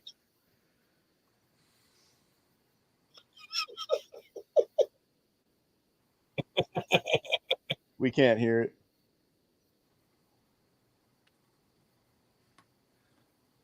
I don't know if you were trying to share it or not, but we can't hear it. Somebody posted a picture of Jimmy when he was a kid today. Said Oh, this kid was Lord. born when a suspended driver's Yeah. license. No, not that Jimmy. My brother Jimmy. Oh, And this is why I was telling Jeff to stand up and walk away for a minute. I can't. Everybody was laughing so hard. Oh my god, that was. None of us could hear it though. Oh, hold on. Let me try to do the present thing. Figure out how to do that again. My bad. Yeah, we couldn't hear the audio on it. Okay, let me. He was over there laughing to himself, and they were trying to share it with people, and everybody's like, Everybody else is saying, "What the Everybody's fuck are you dead doing?" silent because we couldn't hear it. yeah. How the hell with you if I got to pay 4% on it? No. Hey, come on, give But me. yeah, that was freaking hilarious, dude. Even if you go beyond that, it still goes on for about like 10 minutes. Right, this was only just a short minute clip, so I'll start it over. I wonder if everyone can actually hear it, but.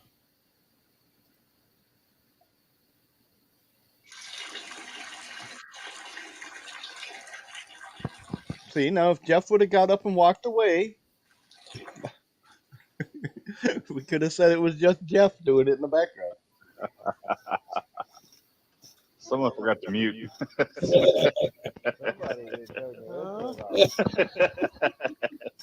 Almost sounded like Morse code. Wait, did you guys ever go to the bathroom? Good God, man.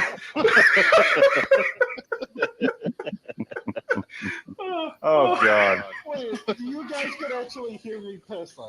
Yes.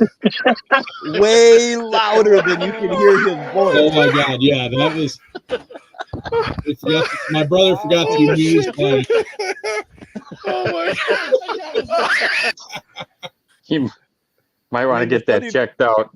The funny part is when he's talking on the live stream and you're watching it, you can't hear him.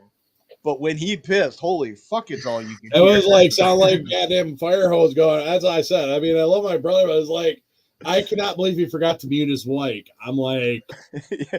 I just like, wow, dude. That was awesome. That was Get that checked out. That was That's priceless. radio gold.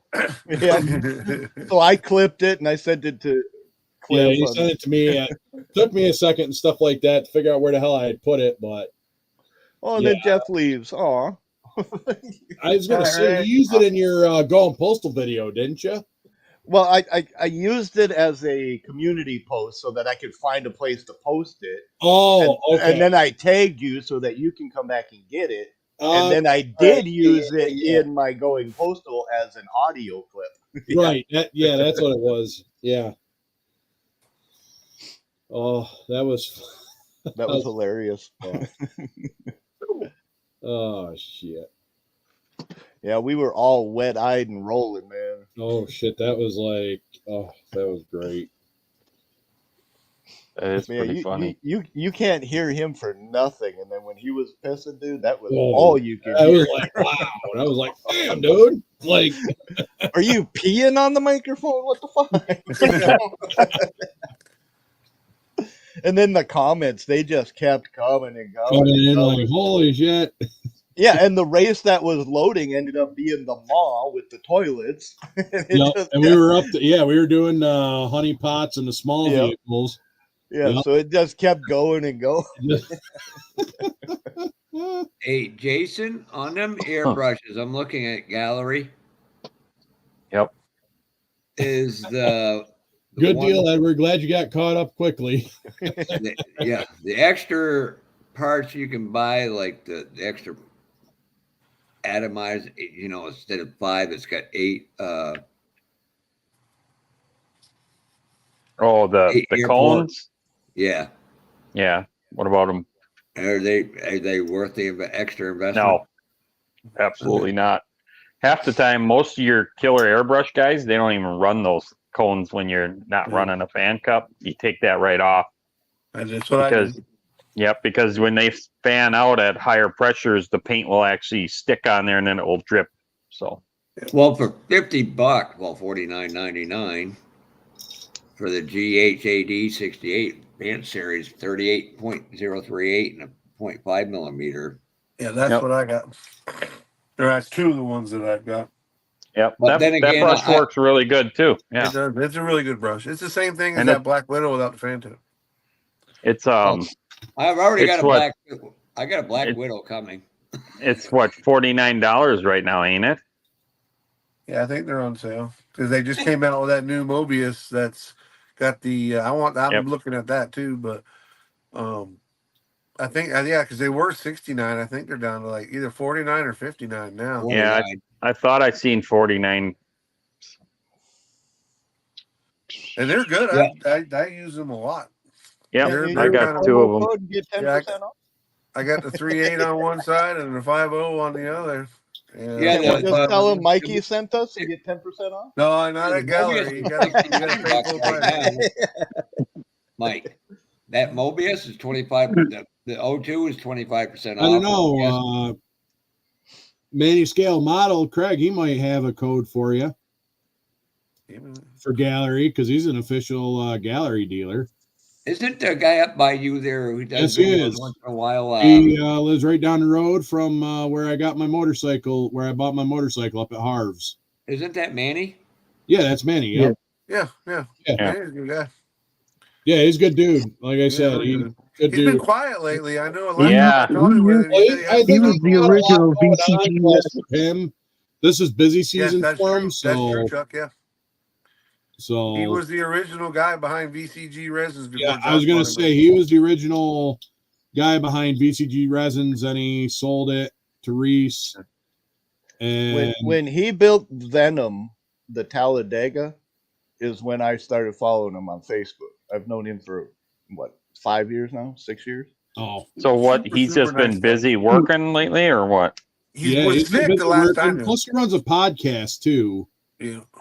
He does like a podcast, stuff like that. I think it's once a week, but I actually got to call him. I got his number. I should reach out to him, see how the hell it is. I know we planned on doing a motorcycle ride and stuff like that. So I talked to him right after I did my online thing with him, the interview with him, and he got real quiet. So I went on, I hit him up, see what was going on. He said he had some stuff going on, some personal stuff, and he hinted towards health issues. So you're right. You need to check with him, see if he's all right. Yeah, because I haven't heard nothing from him. Ain't heard nothing from him in a while. I haven't either. And that's not like him to not comment on, people's videos and stuff. He's usually really good about that. Well, I mean, if worst case scenario, I mean, if I get time, I'll just show up. I'll just show up to his house. I mean, there you go. Hey, Mike. I'm sorry, Jason. We'll talk after I get out of work tomorrow or Thursday. You're gonna actually work. Well, Thursday I won't be around. Oh, that's Thursday, right. Friday, Saturday. Yeah, we're racing. So. All right. Well, you guys have a great rest of your night and week. If I don't see you, you do the same. I don't know. I'm probably gonna close out here pretty quick because I said, "Oh yeah, I'll be on that late." Yeah, okay. But that's all right. Every time I say that, it never fails. But it's all good. It's only what, 10 o'clock for you right now? Yeah, it's like 10 o'clock for me, but I got to get up early tomorrow. You're right, Leonard, or Edward Leonard. That 39 GHAD brush works really well too. Yeah, that's what I've seen. Is it works a lot. The brush is pretty good. I know that's what I mean. Manny's like a dealer for them. Yeah, he is. So like I said, if anyone would have any codes or whatever, I'm sure he'd probably have a code or something like that. So I think when they run their sales, I don't think they allow codes because they're pretty much they're good. Yeah, but I think when they don't have their sales, that's when When they guys run like the Manny and them guys got codes to issue out. So. Right, so that they can run them and stuff like that and get product moving. There's another one that is really back behind gallery too. Is that Grandpa Marks guy? Yeah. Yes, I was. He's another one that's Yeah. With them. So if you get 10% off from him, and they just raise the price 10%, you still get it for the same sale price. yeah. Right now, I think the email that I got was like they're 22 or 24% off right now on their brushes. They sell a really nice compressor too. That's fair price. Yep. You buy a kit. I mean, it's not cheap, but it's fair. You know what I mean? I was looking at their stuff and that. Anyway, Cliff, before you head out, I'll let you know because they brought tomorrow when I got your their prices tracking down. number for you. I had sent it earlier, and I had sent it to the Nightlife Customs or whatever. Yep. So Yeah, I'll send you the tracking number tomorrow when I get back. All right, sounds good. So, see, I got this Master 77 right here, which has got like that trigger and the fan tip and stuff like that. This actually ain't too bad, but I might have to mess around with it a little bit more, but figure out like the needle and stuff like that. But I like this because I tried it and it did pretty good, other than, I don't know, something with the top and bottom on the fan tip there started clogging. So I don't know if it was just me, I didn't have shit thinned out enough, or if it just because I let too much air go out and it like dry tipped on the top and the bottom and it started spitting. Because that was actually how I sprayed when I had the issue with that 442 there.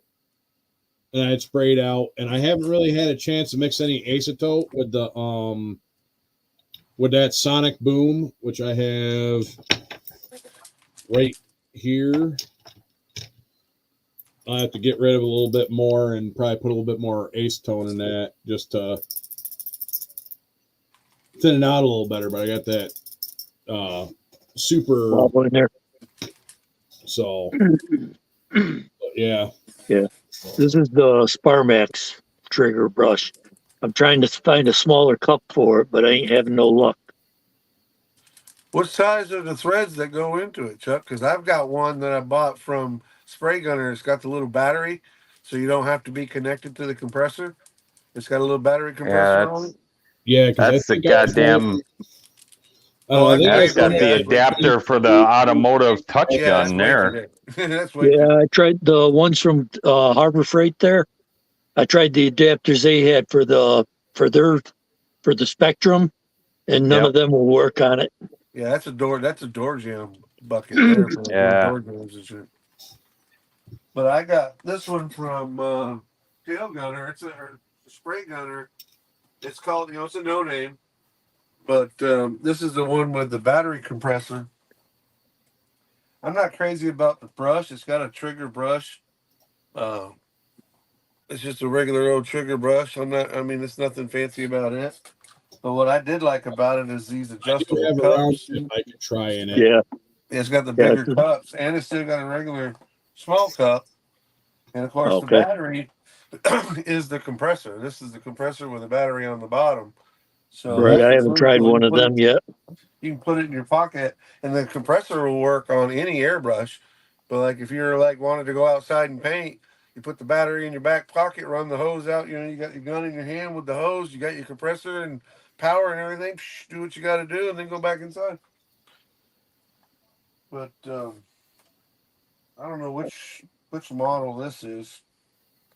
Start Airbrush Company is what this one's called, but it came from No Name or Spray Gunner. Yeah. It looks like a 68. I remember when Spray Gunner was first coming out with the no name stuff there. Basically, it's name brand stuff. They just don't have a name on it. Yeah. They just call it no name. To hold the cup, to hold this brush is it feels just like an AW68. You know what I mean? Don't feel any different to me anyway. It don't look a whole lot different. But I just like the idea of the bigger cup. Like if you were, if you had 2 or 3 kits going and you were doing a bunch of Space Coat Black or primer or whatever, and you wanted to do, you can load that thing up. It's 8 ounces, Wow. 6 ounces. Yeah, but you could load the one up Chuck's got, and you could do all the kits. Yeah, Yeah, I was gonna Yeah. say, For a week. Yeah. It's kind of funny because when I use it, I think I put paint in there, and I'm lucky if it makes this bottom ring here. I thought if you want a trigger brush, I probably should send you this one. Bafa's gone. Oh, that's right. Yeah, he popped out. I'm gonna probably do the same. It's after 10, and I gotta get my ass up in the morning, unfortunately. I agree. Oh, Yeah. thanks for letting me get on here, Cliff. I appreciate it. Anytime, like I said, everyone's more than welcome. Some weeks I'll have a hangout, some weeks I probably won't, some weeks I'll keep it short. Well, and I said I was gonna keep it kind of short tonight, but that's all right. We drug it out. Yeah, no, that's fine. And like I said, it's all good. I do this for you guys because I know it's always a good time hanging out with everybody and stuff like that. I probably still have 14 people watching, so. Don't forget to go back to Cliff's video on his 600 subs and write down your answers. Most of all have been found in this video. Yeah, I wanted to ask you. I gotta go back and listen to the video. I didn't listen to the whole thing. Listen for if you hear thump thump thump, you need to write that Normally down. that's an answer, and then actually I'll do the picture part before. I saw the first part. I was gonna say I saw that part. Okay, I'll give you a little bit of a hint. I guess the Grail. Yeah, I got the answer. I think the Grail I figured out, and the other one I can't quite see because I'm watching it on my phone, but I got a pretty good idea what it is. But it was the other stuff that I didn't know. Well, that big Ollie sticker on there should. Yeah, it kind of gives it away. That means I can look in my stash. I got the same one. Nice. Yeah, Okay. Yeah. Hey, Jason, appreciate you. Everybody in chat. Where do you all normally do your giveaways at? I just actually do it like I'm doing the one next Monday. So next Monday about 1,800 hours. So you've got till pretty much like A week. basically a week and stuff like that. Because the video was supposed to drop last night, but it didn't for some reason. I had to get up, try to do it this morning, and I got like sometime early afternoon saying and stuff like that your video had finally posted. I'm like, well, what the fuck? 4 hours short of a week to get your answers in. Yeah. What I was meaning is, I seen your video there, and took in. I looked at mine. I'm up to 420 subscribers now. Oh, So you can set your benchmarks wherever you want to do them. Yeah, Most people do them at 100, 200, 500, 1,000, whatever. I was supposed to do one at 300 because I never thought I'd make it that far. My channel would have been closed down before then. Then I was going to do a 400 subscriber because I didn't do the 300, and I didn't do the 400 or the 500 subscriber because I was already like, and I didn't just time everything didn't work out. And I've got shit sitting under my bench that I've been meaning to give away for the last, like, every time I hit 100 like milestones. So I'm like, well, I'm at 600. I'm going to get rid of a bunch of shit, and then I'll build up more stuff, and probably won't do a giveaway until I get to 1,000. That's my next If I make it benchmark. that far. My next benchmark is 1,000. I gave at 300. I gave away $100 gift card and a $50 gift card. I think at 100 I gave away like a $25 gift card. And 500, around 500, I did the 50 and the 100 and the 1,000. I'm gonna have to get creative with it. I don't know exactly what I'm gonna do. Well, that's why $1,000 gift card. Yeah. Exactly. Might as well do another gift card, but it's like I got 1 or 2 kids. 1,000% off if you use the code. Right. Remember the code. Hey, Edward, thank you. Appreciate it. Stay safe. Actually, one lucky winner is going to get a ride in a kick-ass Jeep. There you go. There you go. But he has to be one of the locals. And we'll even supply you a brand new pair of underwear. Well, yeah, that's debatable. Well, that's why they make Depends. So Exactly right. What are you putting on Depends for? Because it depends on whether or not you shit your pants. That's what it depends on. well, I'm good. I've already rolled a truck, so I'm good there. Yeah, It's but not not with the night Roland's driving. the Roland's not near as scary as when that 1,500 horsepower fires off and you're going straight up the side of that rock ledge and you have no idea what's going to happen. That's the part that's scary. Yeah, are you gonna Oh make yeah, it? Are you gonna exactly. stall? Are you gonna roll backwards? Are you gonna do a flip? Or you're sitting there and you're just doing this and you're like, if I let off the gas, I'm going to go end over, but I'm not Yep. going forward. So eventually I'm either going to run out of Gonna gas or catch die. traction or go off the side. I was at Lake Ontario, up to the sand dunes there. Oh Took a yeah. guy in one of those jeeps there. Took and trying to go up the sand dune, ended up rolling back down the Back hill. down. I've seen Yep. that. Yep. It's one I thing mean, if you do if I it was in gonna like a do that, stock I would. Jeep or whatever, but with the buggies that we build, I mean, they're designed to roll over, right? We shape them Yep. like Oh, yeah. eggs, so they don't. Yeah. You roll a Jeep over, it's a brick, right? Bang, bang, bang, bang, bang. You roll one of our buggies over, it's more like an egg. And of course, it'll roll So farther and faster because it's yeah, more picks around. up But speed. Get So there yeah, it goes picks that up speed. aerodynamics. There goes that aerodynamic. But it's all, 1.75 Right. DOM tubing all the way around you. You can't get hurt. You're 5 points. It's just like being in a race car, Right. As Right. long You as you gotta got make said, sure tethers if on your you, wrist. when you you gotta look wait for up, it to stop rolling and moving before you climb out of it. right? When you're looking out the windshield and all you can see is 43-inch tires that are turning 8,000 RPMs in blue sky or whatever color the trees are. And you don't know where ground is. Don't know how high you're up off the ground. If you're on the ground, you just know you're going straight up. It gets a little sketch then, but it's a lot of Yeah. fun. I wouldn't Yeah. mind doing that in the Iceland kind of things. Them boys are some Oh, the badass. Formula off roads. Oh Yeah, yeah. with the Well, volcanic Oh, ash or whatever, dude. The yeah. slope, water Then skipping and the rock everything. bouncers. Yep. Yeah, if you Yeah. guys ever if you ever want to go down a rabbit hole on YouTube, just Google, call them hill killers or southeast rock bouncers. Yeah, They're the rock yeah, bouncers. Yeah, rock that's what I bouncers. was talking about. That's a lot of what we do, and that's the race So, side of what we so do. you're I the should say. outlaw on that one? No, not the outlaw. That's a whole different thing. But they have actually that guy is really cool though. I can't his name escapes me right now, but he came down here to Florida.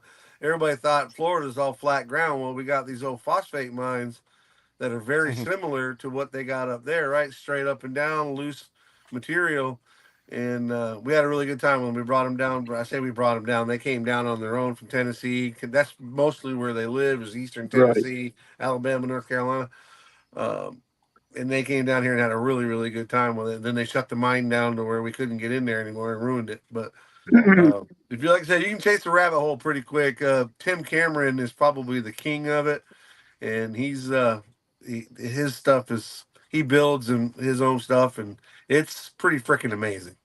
Yeah. Like I said, 1,500, 2,000 horsepower blown motors that are Now, normally you spinning guys would 43s. start. You guys would start with a normal chassis, right? Well, Like a yeah, it Jeep depends or on an which one. S10, and It then depends on everything what else one. is roll caged.